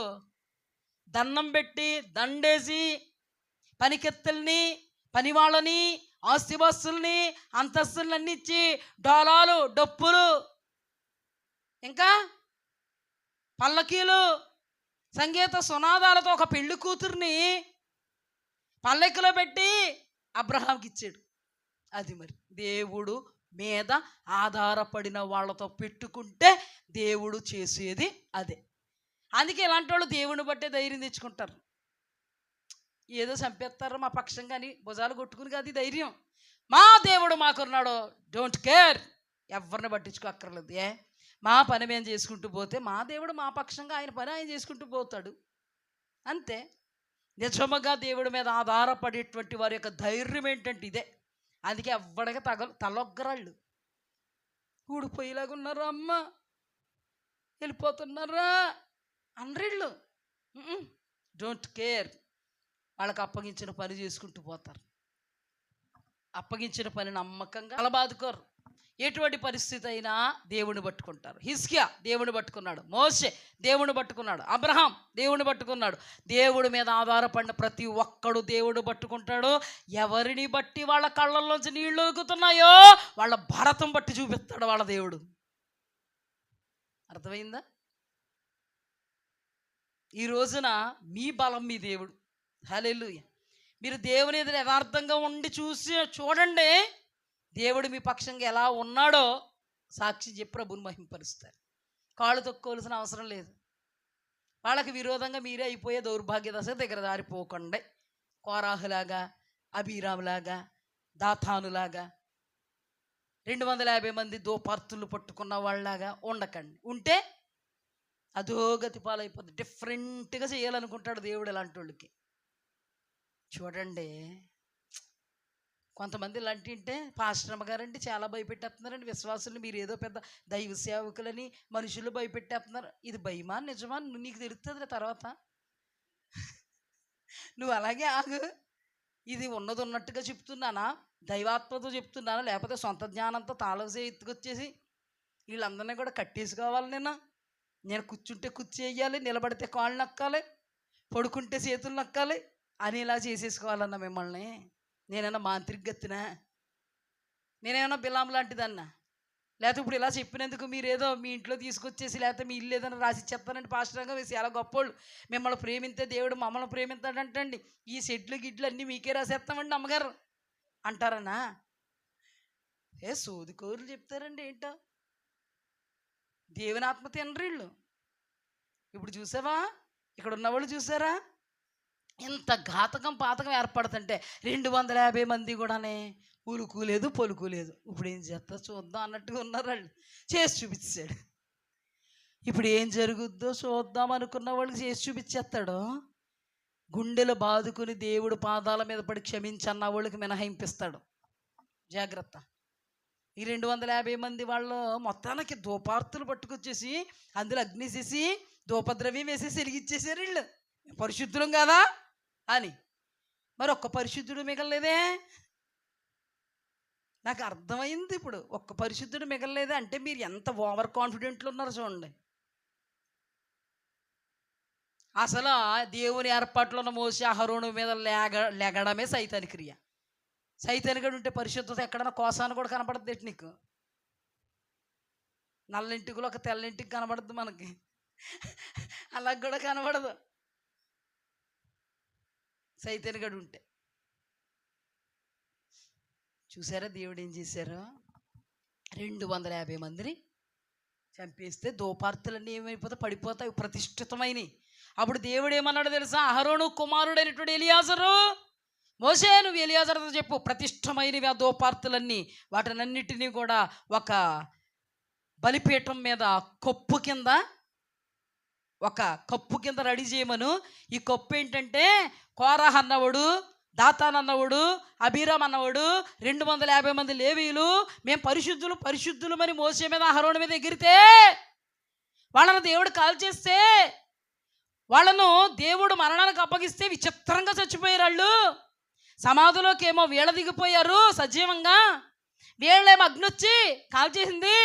ఈ దోపార్తులు అక్కడ మిగిలిపోయినాయి. ఆ దోపార్తులని ప్రతిష్ఠితమైనవి అని దేవుడు ఈ దోపార్తులను పాడేయకూడదు, ఇవి ప్రతిష్ఠితమైన దేవుడికి. కాబట్టి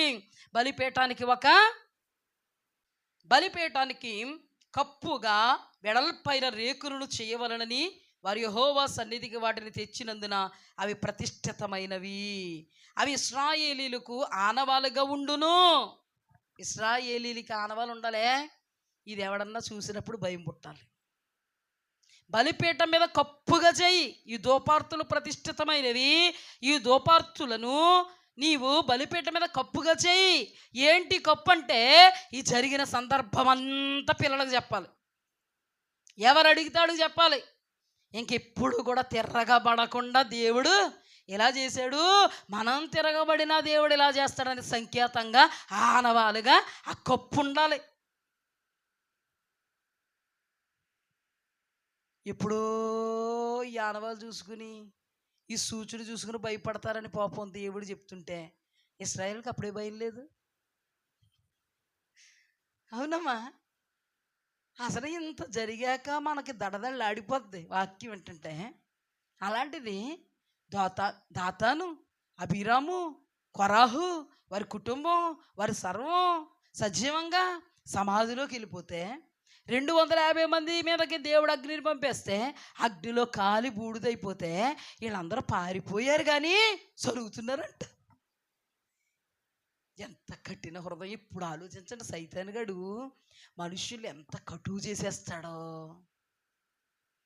కఠిన హృదయం వచ్చిందంటే వాడి నాశనానికే. ఫరో హృదయం కఠినమైపోయిందంటే వాడి నాశనానికే. అప్పుడే ఫరో హృదయం కఠినం అవ్వకపోతే బాగుండేది, కానీ కఠినమైంది కాబట్టి ఎర్ర సముద్రంలో నాశనం అయిపోయే వరకు కఠినత్వమైనటువంటి ఆ పరిస్థితి విడిచి పోలేదు. కఠినంగా ఉన్నారా? చాలా జాగ్రత్త. వాక్యం చెప్తున్నా, హెచ్చరికలు వస్తున్నా, దేవుడు దేవుడు అంటున్నా, దేవుడి దగ్గర రండి అంటున్నా, సమాజంగా కూడుకోండి అంటున్నా, పరలోకంలో ఉన్నత స్థానాన్ని సంపాదించుకోండి అంటున్నా, పరలోక రాజ్యం సమీపించింది అంటున్నా, పట్టలేనట్టుగా చెవిటోడు ముదు శంఖం ఊదినట్టు, దున్నపోతు మీద వాన కురిసినట్టు ఎవరైనా ఉన్నారు అంటే దాని అర్థం ఏమిటంటే కఠిన హృదయము. మీకు అర్థమైంది? ఇక్కడైనా అన్నీ జరిగాయి. ఈ ప్రజలు ఏం చేశారో తెలుసా? మరనాడు ఇశ్రాయేలు మరనాడే, ఏనాడు? ఈరోజు జరిగింది కార్యం, రేపే. ఎంత బాగున్నారో చూడండి మనుషులు, ఇశ్రాయేలీలు. మరనాడు ఇశ్రాయేలీల సర్వ సమాజము మోషే అహరోనుకు విరోధంగా సనుగుచు. ఓర్పిచ్చి ఇప్పుడు వరకు విరోధంగా కోరాహు ఉన్నాడనే కదా, దాతాను ఉన్నాడనే కదా, అబీరాము ఉన్నాడనే కదా, 250 మంది ఆ కోరాహు చెప్పిన మాటలు పట్టుకుని దోపార్తలు తెచ్చుకున్నారనే కదా అగ్నితో కాల్చేశాడు. నేల నెరవిడిచి మింగేసింది. మరుసటి రోజు సనిగేస్తున్నారా మీరు? మీకేమనిపిస్తుందమ్మా అసలు చెప్పండి ఒకసారి? బుద్ధున్న వాళ్ళు అనిపిస్తుందమ్మా వీళ్ళు? బుద్ధున్న వాళ్ళు అనిపిస్తుందా? ఓ మాట చెప్పనా? తాగుబోతోడు ఉన్నాడంటమ్మా. తాగుబోతోడికి ఉన్నట్టుండి సడన్గా పడిపోయి వామిటింగ్స్ అయిపోతున్నాయంట. వామిటింగ్స్ అవుతుంటే గంగావతి హాస్పిటల్కి తీసుకెళ్ళిపోతే డాక్టర్ గారు ఆపరేషన్ చేయాలి, బాగా లోపల పాడైపోయాయి, ఇంకొకసారి కానీ వీడు తాగాడంటే పోతాడు అని చెప్పారంట. భయం ఉండాలండి, ఎవరికైనా అయితే భయం ఉంటుందా? వీడు డిశ్చార్జ్ అవ్వగానే మర్నాడే డిశ్చార్జ్ అవ్వగానే మర్నాడే తాగేసాడంట. దేనికి తాగుతాడు వీడు? ఇప్పుడు కఠినమైపోయింది హృదయం. వీడికి కఠినాత్మక హృదయం దెయ్యం పట్టేసుకుంది. ముందు తాగుబోతు దెయ్యం పట్టుకొని వదులుతులేదు. అర్థమైందా? బతుకుతాడా? చచ్చిపోతారని డాక్టర్లు చెప్పారు, ఆపరేషన్ అయ్యింది, మీ ఆవిడ తల అది ఇది తాకట్టు పెట్టి నిన్ను బ్రతికించుకుంది. పిల్లలు మా నాన్న బతికాడు అన్నారు, నువ్వు మరుసటి రోజు తాగితే నీకు భయం ఉందా? ఇక్కడ కూడా ఏం జరిగింది తెలిసి, ఇదంతా జరిగింది. మరుసటి రోజు ఎవరి మీద తిరుగుబాటు చేశారో కోరాహు వీళ్ళందరూ వీళ్ళకి తెలుసు. తిరుగుబాటు చేసినందుకు దేవుడు ఏం చేశాడో తెలుసు. అయినా కానీ వీళ్ళు ఎవరి మీద తిరుగుబాటు చేయకూడదని దేవుడు సంకేతంగా ఒక బలిపీఠం మీద, ఏంటమ్మది? బలిపీఠమునకు కప్పుగా కప్పు చెయ్యించడం అక్కడ పెట్టడం జరిగిన వీళ్లలో మార్పులు చేర్పులు లేవు. వీళ్ళు ఎవరో తెలుసా? కఠిన హృదయులు. కళ్ళుండి చూడరు, చెవులుండి వినరు, హృదయం ఉండి గ్రహించరు. వీళ్ళందరూ హృదయం ఏమైంది? కొవ్విని. దేనికి కొవ్వు? కొవ్వు దేనికిది? నాశనానికి. మరి వీళ్ళు కూడా కొవ్వే. దేవుడు చెప్పిన వాక్యాన్ని బట్టి కొవ్వే. దేనికిది? నాశనానికి. ఎప్పుడైతే మోషే మీద అహరోను మీద సనిగారో దేవుడికి ఇంకా కోపం వచ్చేది. ఎందుకంటే ఇంత చేశాను, అయినా కానీ నేనన్నా భయం లేదు, నా మోషే అన్న అహరోను అన్న భయం లేదని మొదలెట్టేశాడు దేవుడు. మోషేకి అర్థమైపోతుంది దేవుడికి చాలా కోపం వచ్చినట్టు. మరనాడు ఇశ్రాయేలీల సర్వ సమాజము మోషే అహరోనులకు విరోధంగా సనుగుచు, మీరు యెహోవా ప్రజలను చంపితులని చెప్పి సమాజము మోషే అహరోనులకు విరోధంగా కూడెను. వారు ప్రత్యక్షపు గుడారం వైపు తిరిగి చూడగా మేఘము దానిని కమ్మెను, యెహోవా మహిమ కనబడెను. మోషే అహరోనులు ప్రత్యక్షపు గుడారం ఎదుటికి రాగా, యెహోవా, మీరు ఈ సమాజము మధ్య నుండి తొలగిపోవడి, క్షణములో నేను వారిని నశింపజేయుదునని మోషేకు సెలవీయగా వారు సాగిలపడిరి. అప్పుడు మోషే, నీవు ధూపార్తిని తీసుకుని బలిపీఠము నిప్పులతో నింపి ధూపము వేసి వేగముగా సమాజం వద్దకు వెళ్ళి వారి నిమిత్తం ప్రాయశ్చిత్తము చేయుము, కోపము యెహోవా సన్నిధిని బయలుదేరును, తెగులు మొదలుపెట్టనని అహరోనుతో చెప్పాను. మోషే చెప్పినట్లు అహరోను వాటిని తీసుకుని సమాజము మధ్యకు పరిగెత్తిపోయినప్పుడు తెగులు జనములలో మొదలుపెట్టి ఉండెను. కాగా అతడు ధూపం వేసి ఆ జనుల నిమిత్తము ప్రాయశ్చిత్తము చేశాను. అతడు చచ్చిన వారికి బ్రతికిన వారికి మధ్య నిలవబడగా తెగులు ఆగెను. లేకపోతే వాళ్ళని కూడా చంపేది. ఎంతకే మీ మనసు ఎలా మళ్ళుతుంది? దేవుడేటి అందరిని అలా చంపేస్తున్నాడు అనుకోకండి, సైకోదయం ఎక్కుతుంది మీకు. కొంతమందికి సైతానుగాడు ఎలాగోలాగా పాడు చేద్దాం, ఎలాగోలా పాడు చేద్దాం అనుకుంటాడు. అంతవరకు దేవుడు దేవుడు దేవుడు దేవుడు అన్న వాళ్ళు దేవుడి దగ్గరికి వచ్చి ఒక్కసారిగా తిరిగిపోతారు. చూడండి, మీరు తెలుసా మీకు? అనుభవాలన్నా ఎవరన్నా చూసారా? అలాగా చూడలేదా? అలాంటి వాడిని ఏ దెయ్యం పట్టేసుకుందే? దేవుడి మీద వచ్చేద్ది వాళ్ళకి కోపం. ఇక్కడ చూడండి, దేవుడికి కోపం వస్తే ఈ కోపం యొక్క తీవ్రత వాళ్ళు చంపేయాలన్నంత తీవ్రత. మామూలుగా కోపం పుట్టిస్తున్నారు వీళ్ళు. అసలు దేవుడికి ఏ రేంజ్లో రావాలి? ఇప్పుడికిప్పుడు కోప ఫలితాన్ని చూశారు, చూసి కూడా మరలా అలాగా ప్రవర్తిస్తుంటే ఇంకేం చేస్తారు? తెగులు మొదలైపోయింది. తెగులు మొదలైపోతే పాపం మోషే ఎంత గొప్పోడు, అహరోను ఎంత గొప్పోడు. చూడండి, అహరోనుతో అంటున్నాడు, అహరోను నువ్వు ముందు ప్రాయశ్చిత్తార్థం చెయ్యి, నువ్వు ధూపం వేయి ముందు దేవునికి. అదిగో కోపం మొదలైపోయింది. పరిగెత్తేసాడండి బిడ్డ. వీళ్ళు మమ్మల్ని అంటున్నారు, వాళ్ళు పోయారు, వీళ్ళు పోవాలనుకున్నారండి. వాళ్ళు అసలు మొదటోళ్ళని బతిమాలారు. అందరినీ చంపుతానంటే ఒక్క కోరాహుని బట్టి అందరిని ఎందుకు ప్రభు అంటే, అయితే కోరాహుని, దాతానుని, అబీనాముని చంపి ఆ తర్వాత వీళ్ళ వైఖరి చూసి వీళ్ళని చంపి, వీళ్ళిద్దరు వైఖరి చూసినా మారని వీళ్ళని చంపాలనుకుంటారా? దేవుడు అసలు మామూలుగా ఉందండి వాళ్ళ ప్రవర్తన. మనం అనుకుంటాం, అయ్యి బాబా చాలా భయంకరులు, అసలు ప్రవర్తన మామూలుగా లేదంటే మరి దేవుని బిడ్డలు ఈ రోజున ప్రవర్తన ఎలా లేదా? ఆయన చెప్పిన మాటగా మూర్ఖిస్తున్నప్పుడు ప్రవర్తన అది కాదా? ఆయన అంతలాగా వాక్యాలు చెప్తున్నా, దేవుడి సన్నిధికి రమ్మంటున్నా, సమయం ఆసన్నమైందంటున్నా, పరలోక రాజ్యం సమీపించిందంటున్నా, దేవుడు ఊరికే సంఘాన్ని ఏర్పాటు చేయలేదంటున్నా, పట్టనట్టుగా ఉంటుంటే అసలు వాళ్ళకి ఏమంటారు? దేవుడైతే వాళ్ళ హృదయము కొవ్వింది. మరి ఇశ్రాయేలీల మీద కోపం వచ్చినప్పుడు వాళ్ళ మీద కోపం రాదా? తప్పకుండా వస్తుంది కదా. కానీ ఇక్కడ కోపం వస్తే చంపేస్తుంటే ఎంతమంది చచ్చిపోయారు? 14,700 మంది చచ్చిపోయారు.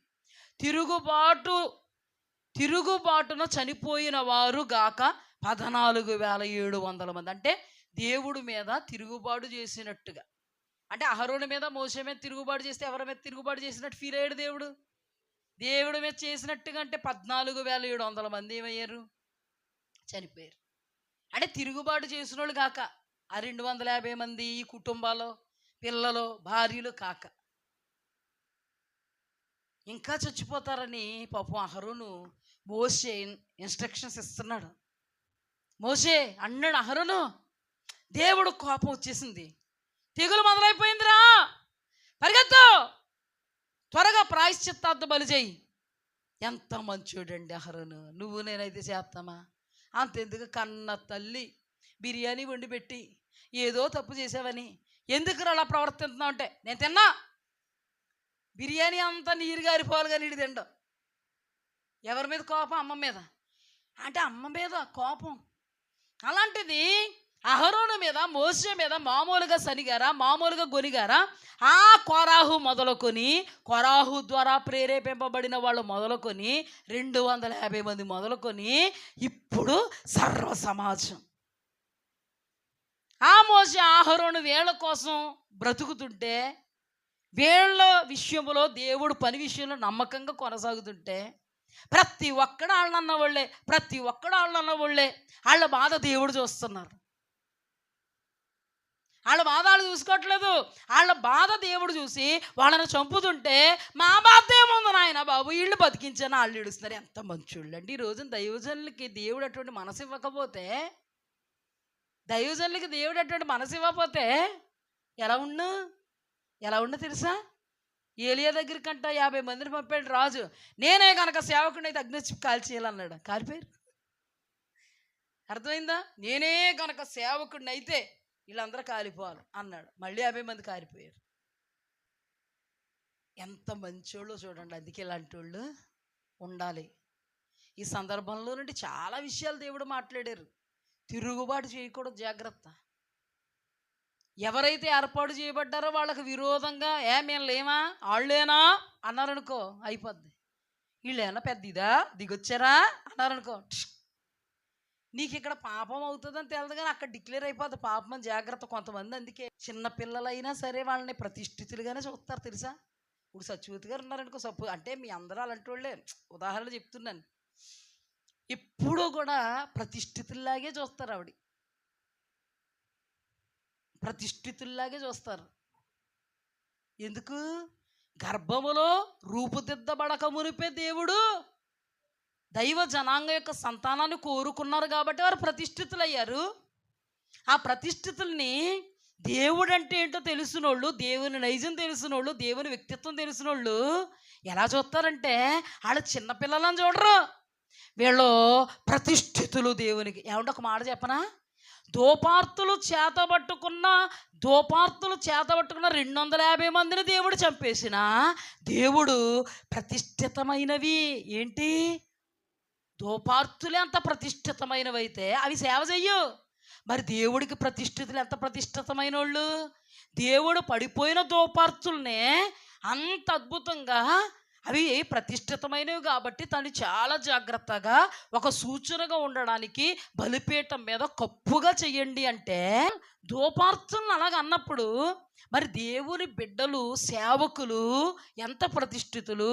చిన్న బిడ్డలైనా దేవునికి ప్రతిష్ఠింపబడిన వాళ్ళు, మరి వారెంత ప్రతిష్ఠితులు. ఈ రోజుల్లో ఏం పట్టించుకోరు. మన వాక్యం పట్టించుకుంటేనే కదా ఇవి పట్టించుకోవడానికి. మనకు వాక్యమే సగం అర్ధమర్ధ తెలదో, అర్ధమర్ధ తెలుసు, మనకు అంతా తెలదో. తెలియలేనప్పుడు పట్టించుకోవలసినవే పట్టించుకోలేము, పట్టించుకోవలసినవే పట్టించుకోము. ఇంక ఇలాంటివన్నీ ఏం పట్టించుకుంటాము?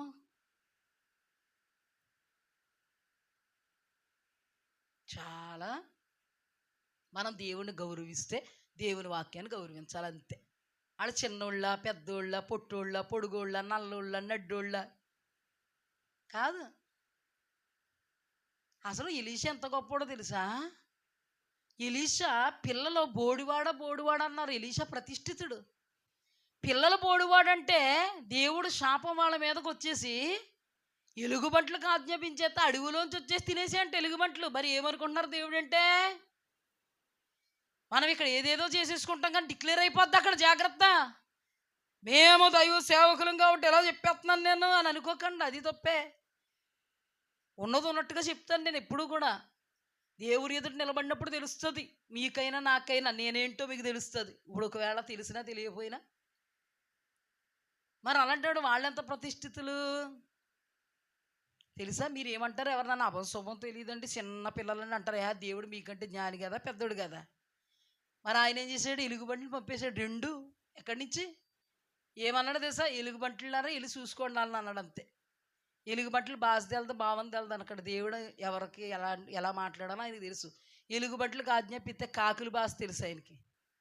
ఎలుగుబంటి భాష అన్నీ తెలుసు. ఏమన్నాయి? ఏం చేసాయి? చీల్చి పాడేసాయి బాలుర్ని. అందుకే జాగ్రత్తగా ఉండాలి ప్రతి విషయంలో కూడా. ఇంగిత జ్ఞానం కలిగి మనము మనుషులుగా ఈ లోకంలో బ్రతుకుతున్నా, మనుషుల్ని లోకంలో బ్రతుకుతున్న దేవుని పరిధిలో ఉండాలని మర్చిపోకూడదు. మనం బ్రతుకుతాం, తింటాం, త్రాగుతాం, పడుకుంటాం, అన్నీ చేసుకుంటాం. అది దేవుడు పరిధిలోనే ఉన్నామా లేదనేది జాగ్రత్తగా చూసుకోకపోతే ఏ పక్క నుంచి డిక్లేర్ అయిపోద్ది. దేవుడు ఎలాగా తీసుకుంటాడో తెలుసా? ఆ మాత్రం తెలియదా నీకు? అవునా? ఆ మాత్రం తెలియదా? అందుకే మనం ప్రతిదీని దేవునికి సంబంధించిన పరిచర్య అయినా, దేవునికి సంబంధించిన సేవ అయినా, దేవునికి సంబంధించిన ప్రతిష్ఠిత జనాంగమైన నువ్వు దేవుణ్ణి గౌరవిస్తావనడానికి సంకేతం అదే. నువ్వు దేవుడి దగ్గరికి వెళ్ళిపోయి తలస్నానం చేయించేసి, స్నానం చేయించేసి, ఆయన బట్టలు తొడిగేసి నీ ప్రేమను వ్యక్తపరచు. అది కాదు క్రమం. నీ ప్రేమను వ్యక్తపరచడం అంటే ఏంటి తెలుసా? నీవు జీవించుచున్న దినాలలో నీ పరిధిలో దేవుని సంఘం, దేవుని సేవ, దైవజనులు, పరిచర్య, వీటికి నీవు దేవుడికి ఇచ్చేటువంటి ప్రియారిటీ, గౌరవం, భయం, భక్తి చూపిస్తే నీవు కనబడినటువంటి దేవుణ్ణి ప్రేమిస్తున్నట్టు.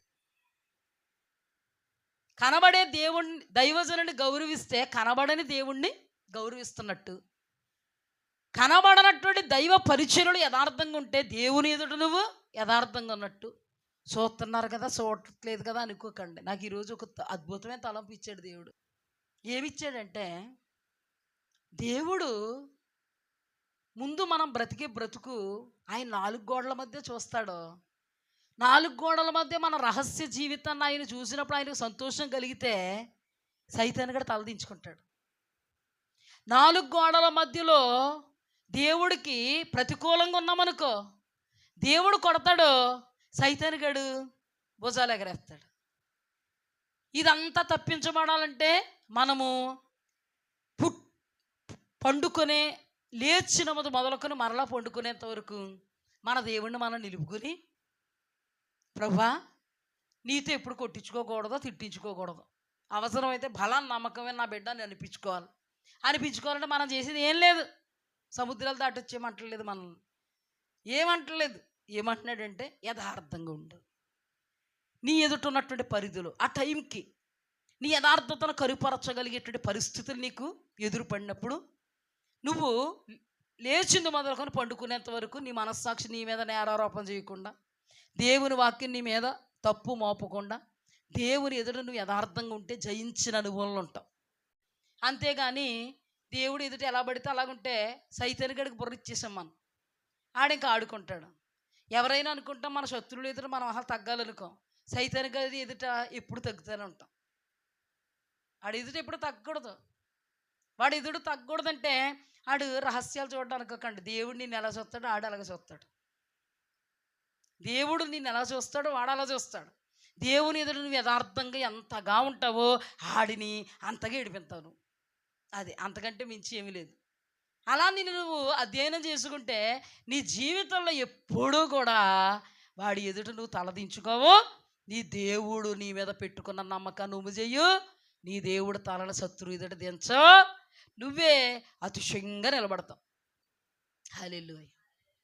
చూడండి, ఒక్క సందర్భంలో నుండి ఈ రోజున అనుదిన సహవాసానికి మనం వచ్చాం కాబట్టి ఎంత మూట పట్టుకుని వెళ్తున్నామండి. ఈ మూట మీరు కోట్లు పెడితే వస్తుందా తల్లి? రాదు. ఇది మనల్ని బ్రతికిస్తుంది. ఏం తెలిసింది ఇప్పుడు మనకి? ఎలా ఉండాలో తెలిసింది, మెలకువ తెలిసింది, ఎలా ఉండకూడదో తెలిసింది, దేవుడిని ఎలాగా గౌరవించాలో తెలిసింది, ప్రతిష్ఠిత జనాంగాన్ని గౌరవిస్తే దేవుణ్ణి గౌరవించినట్టే తెలిసింది. హల్లెలూయా. ఏకలో తోకలో పీకుదామని చూడకూడదు. ఎక్కడ ఏక దొరుకుద్దా పీక దొరుకుద్దా అని కాదు. అలాగైతే మన మోషేకి అహరోనికి ఏకలో పీకలే, ఇంకేం దొరకవు ఎవరిలో? ఇశ్రాయేలీల్లో. చూస్తే ఏక లేకపోతే పీక. మంచి ఏమన్నా ఉంది వాళ్ళ దగ్గర. కానీ ఇప్పుడైనా వాళ్ళని బ్లేమ్ చేశారా? అద్భుతం ఏంటంటే ఇశ్రాయేలీలు ప్రతిష్ఠితులు బ్లేమ్ చేశారు, కానీ నిజమైన ఆత్మీయులు ఇశ్రాయేలీని బ్లేమ్ చేయలే. వీళ్ళు నీ అంటున్నారని దేవుడు వాళ్ళంతా చూస్తుంటే మమ్మల్ని అంటే అన్నారు ప్రభువా, వాళ్ళ చంపగా నాయన పరిగెట్టేసాడంటే నాకు ఏడుపు వచ్చేసింది వాక్యం ధ్యానం చేస్తుంటే. ఈ దినం కోసం దేవుడు ఇలాగా ఈ ధ్యానాన్ని ఇస్తుంటే, ఈ వాక్యం ధ్యానం చేస్తుంటే అక్కడ ఉంటుంది పరిగెట్టినట్టుంటే ఒక్కసారి బేస్ చేసుకున్నాను నేను. ఎవరి కోసం పరిగెట్టాడు అహరోను? ఎవరి కోసం ఆతృత పడిపోయాడు మోషే అంటే? మీరే సర్వసమాజాన్ని చంపేశారు, మీరు ఇలాగన్నా ఇశ్రాయేలీయుల కోసం. ఇక్కడ చూడండి, నా మాట చదివేసి నేను ముగించేస్తాను. మోషే చెప్పినట్లు అహరోను వాటిని తీసుకొని సమాజము మధ్యకు పరిగెత్తిపోయినప్పుడు తెగులు జనులలో మొదలుపెట్టి ఉండెను. కాగా ఆ దూపము వేసి ఆ జనుల నిమిత్తం ప్రాయశ్చిత్తం చేసాను. అతడు చచ్చిన వారికి బతికి ఉన్న వారికి మధ్య నిలబడగా తెగులాగాను. అమ్మ, ఇప్పుడు మనం చెప్పుకుంటున్నాం కదా సిచ్యువేషన్లో ఎలా ఉంటుంది? వాళ్ళ కన్నబిడ్డలమ్మా వీళ్ళు ఎవరన్నా? అహరోను మోసే కన్న బిడ్డలా, కడుపును పుట్టిన బిడ్డలా, రక్తమా, అప్పటికే వాళ్ళ బుర్ర తినేస్తున్నారు. వాళ్ళ మీద తిరుగుబాటు చేశారని దేవుడు మిగతా వాళ్ళందరినీ చంపేస్తాడు. సర్వ సమాజాన్ని చంపేసిన వాళ్ళు మీరే అంటున్నారు, సలుగుతున్నారు వాళ్ళ మీద. అసలు వాళ్ళ మీద సానుభూతి రావాలి నిజంగా. పాపం మంచివాడు మోసే, అహరోను, వాళ్ళే పరిశుద్ధులా, మేం పరిశుద్ధులు కాదని కోరాహ్ అన్నాడు, దాతాన్ అన్నాడు, అభిరామ్ అన్నాడు. 250 మంది కూడా అతనికి వ్యతిరేకంగా ఉన్నారు. అయ్యి బిడ్డ, వాళ్ళందరూ వ్యతిరేకమైపోయారు. అయ్యయ్యో, ఇప్పుడు బాగా దేవుడు తెలియపరిచారమ్మా, మీరు పరిశుద్ధులు అని అనుకుంటారని దేవుడు అంతా చేసి బలిపీఠం మీద దాన్ని ధూపార్తుల్ని కప్పుగా చేయమని, సూచనగా ఉండాలి, ఆనవాలుగా ఉండాలంటే వీళ్ళు దేవుడు అనుకునేలాగా అనుకోవట్లేదు, వీళ్ళు అనుకోవాల్సిన రీతిగా అనుకోవట్లేదు. సైతానుగాడు పట్టేసి అనుకోకూడనట్టుగా, వీడు సావుకు వచ్చేటట్టుగానే అనుకుంటున్నారు వాళ్ళు. అర్థమైందా మీకు? ఏమండి, ఏముంటిలా ప్రవర్తిస్తారండి? ఏముంటిలా ప్రవర్తిస్తారు? దెయ్యాలుంటే. అలాంటప్పుడు కూడా తెగులు వచ్చేస్తుంటే మోసే కేకలు, అహరోను వెళ్ళు, ధూపార్తి చేత పట్టుకో, ధూపమే, ప్రాయశ్చిత్తం చేయవయ్యా, వచ్చేసింది, తెగులు వచ్చేసింది. పరిగెత్తేసాడండి బిడ్డ, చంటి బిడ్డ. మీలాంటిడా పరిగెట్టడానికి? చావుకు కాళ్ళుగా చాపుకున్న వాళ్ళు వీళ్ళు. సంఖ్యాకాండంలోనేగా చచ్చిపోతా,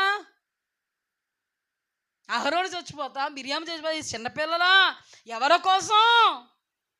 అంత వృద్ధాప్య దశలో ఈరోజు నిజంగా సేవ చేస్తున్న వాళ్ళందరూ సంఘాన్ని బడి పట్టుకుని ఏడుస్తున్నారండి.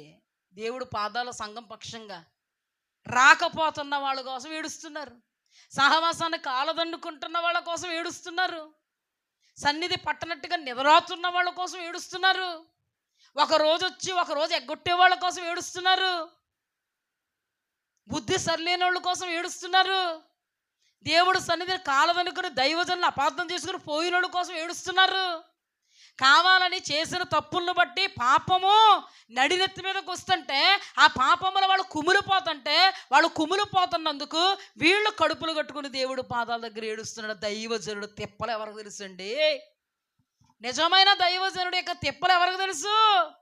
ఆ తిప్పలు తెలియచేయాలని దేవుడు ఎంతగా చేసినా వాళ్ళ తిప్పలు తెలుసుకోవట్లేదు, కానీ వాళ్ళు ఇంకా బడి ఏడుస్తున్నారు. నిజమైన దైవజనుడు ఎప్పుడూ కూడా దేవుడు ఇచ్చినటువంటి మందకబడి ఏడుస్తాడు. ఒంట్లోకి బాగోపోయినా ఎందుకు శ్రద్ధ చేస్తాడో, ఎందుకు ఉపదేశం ఇస్తాడో, ఎందుకు కష్టపడతాడో, ఎందుకు వాళ్ళ కోసం అహర్నిశలా కూడా దేవుడు సన్నిధిలో కడుపు కట్టుకుని సహితం ఏడుస్తాడు, పిలుపునిస్తాడు, వాక్యం ప్రకటిస్తాడు. సర్వ బలహీనతలన్నీ నాలో ఉన్నాయండి, మీకు తెలుసా లేదో? కూర్చుంటే నిలబడలేకపోతున్నాను, నిలబడితే కూర్చోలేకపోతున్నాను. ఇగో బెల్ట్ వేసుకుంటే కన్నా బ్రతుక్కి రోజు గడవదు. పొద్దున్నుంచి రాత్రి పడుకునే వరకు బెల్ట్ ఉంటుంది మీద నాకు. ఏం మానేసుకోవచ్చు కదా నేను?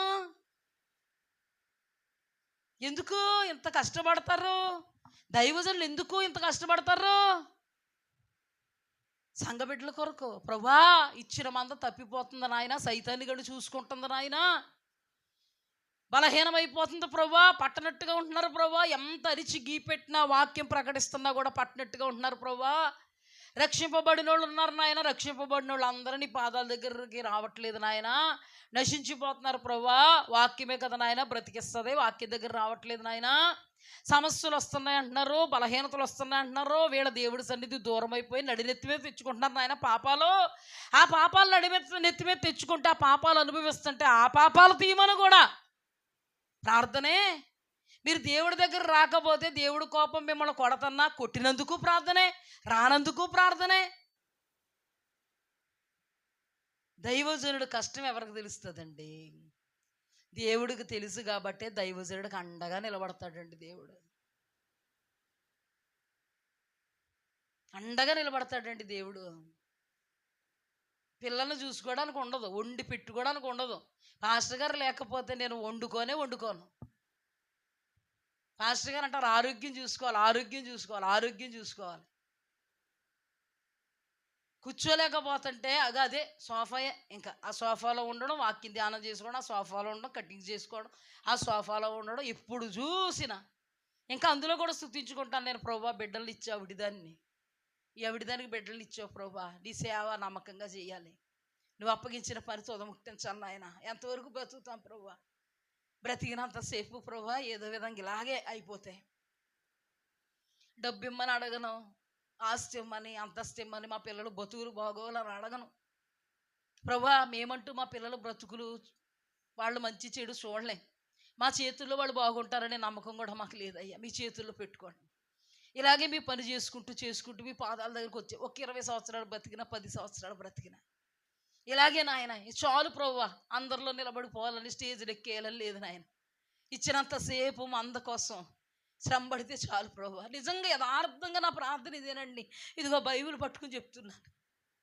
నేను ఎక్కడికి వెళ్ళిపోవాలని నాకేమీ లేదు. చాలామంది ఇదిగో నా మొబైల్ చూస్తే, చెక్ చేస్తే ఎంతోమంది కాన్ఫరెన్స్ పెట్టుకుంటున్నాం, ఉమెన్స్ కాన్ఫరెన్స్, మీరు రావాలి, డేట్ ఇవ్వండి. ఇలాగా గూగుల్ మీట్లో మీరు మాట్లాడాలి, జూమ్ మీట్లో మీరు మాట్లాడాలి. ఇదిగోనండి నా మొబైల్లో నేను ఎవ్వరికి డేట్స్ ఇవ్వను. నేను ఎక్కడెక్కడ వాడబడిపోవాలి, ఎక్కడెక్కడికి వెళ్ళిపోవాలి, దేవుడు ప్రణాళిక నా మీద తీసుకెళ్తాడు. కానీ వెళ్ళిపోవాలని ఎప్పుడు అనుకోలేదు. ఉన్నంతసేపు నాకు ఇచ్చిన మందను నేను ప్రభా నమ్మకంగా తీసుకెళ్ళాలి. నీ వాక్యం నాకు బలం ఇచ్చింది, ఆ వాక్యం వాళ్ళకి బలం ఇవ్వాలి. నీ పాదాల దగ్గర నేను ఉంటుంటే నాకు ఎన్నో విషయాలు తెలియపరుస్తున్నావు, ఎన్నో విషయాలు బయలుపరుస్తున్నావు. అది నేను పోగొట్టుకోకూడదు. ఎవరైనా రాకపోతుంటే వాళ్ళు వచ్చేంత వరకు చూసుకుంటాను. ఎవరైనా రాకపోతుంటే ఎంత బాధ కలుగుతుందో ఏమండి. కష్టపడే వాళ్ళకి తెలుస్తుంది నా కష్టం విలువేంటి. నన్ను ఈ రోజున ఎవరైనా అర్థం చేసుకోవచ్చు, అర్థం చేసుకోకపోవచ్చు. నా పిల్లలకు కూడా నేను అర్థం అవ్వచ్చు, అర్థం కాకపోవచ్చు. కానీ నాకు దేవుడిచ్చినటువంటి మంద మీద ప్రేమ. ఎందుకంటే ప్రభువా, పనికి మాలింది అన్నయ్య, నా జీవితంలో ఎప్పుడూ కూడా నేను సేవకురాలు అవుతాను అనుకోలేదు. నువ్వు నన్ను ఇలాగ నీ ప్రత్యక్షతలు ఇస్తావని అనుకోలేదు. నా జీవితంలో నేను ఏమైపోతాను నాకు తెలియదు. కానీ ఎందుకో నన్ను నమ్మి నీ మందం చేతికి అప్పగించావు ప్రభువా. నీ మందను దావీదులా కాయాలి, నీ మందను మోసేలా కాయాలయ్యా. నీ మంద కోసం ఇంకా నాకు ప్రార్థన సమయం తక్కువైపోతుందని దేవుడు సన్నిధిలో నా మనస్సాక్షి నా మీద నేరారోపణ చేస్తుంటే ప్రభువా, పడుకునైనా ప్రార్థన చేయాలి నాయన, నాకు సమయం సరిపోవట్లేదు, ప్రార్థన చేయాలి.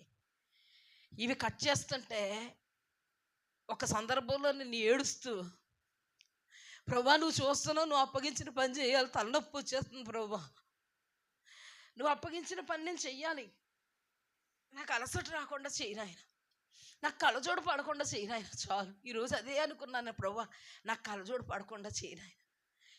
ఎన్ని రోజులైనా నీ పని చేస్తాను, ఈ నమ్మకాన్ని కోల్పోకూడదు ప్రభువా, నాకు సహాయం చేయి. నా పరిస్థితి ఇది, నా స్థితిగతి ఇదే. కానీ నాకు దేవుడు ఇచ్చినటువంటి మంద మీద ఉన్నటువంటి ప్రేమ అది మీకు చెప్తున్నా, తెలియాలి అన్నీ. మీలో చాలామంది దీన్ని బట్టి బలపడుతున్నారు, మీ అందరికంటే ఎక్కువ నేను బలపడుతున్నాను. మనం ఎంత శారీరకంగా బలహీనులమైన దేవుని ఎదుట మనం బలవంతులుగా ఉండాలి. మీ అందరినీ కూడా నాకు శక్తి ఉన్నంత మట్టుకు మీ అందరినీ కూడా బలపరచాలనే నా ఆకాంక్ష. అందుకే ఆశ కలిగిన ప్రాణాన్ని తృప్తిపరుస్తున్నాడు కాబట్టి ఎన్నో మర్మాలు బయలుపరుస్తున్నాడండి. ఆశ్చర్యం కలుగుతుంది, ఏడుపు వస్తుందండి వాక్యం ధ్యానం చేస్తుంటే. ప్రభువా నాకు ఇచ్చిన మంద ఎదుట నేను అర్ధమర్ధాగా ఉండి ఒట్టి గడ్డి, ఆ గడ్డి, ఈ గడ్డి తెచ్చిపెట్టుకునే పరిస్థితి నాకు ఇవ్వలేదు తండ్రి. నువ్వు అద్భుతంగా నాకు మర్మాలు బయలుపరుస్తుంటే నేను ప్రతిరోజు వాక్యం చెప్పగలుగుతున్నాను. నీ కృప చాలు నాయన, ఇంతకంటే నాకేం కావాలి ప్రభువా.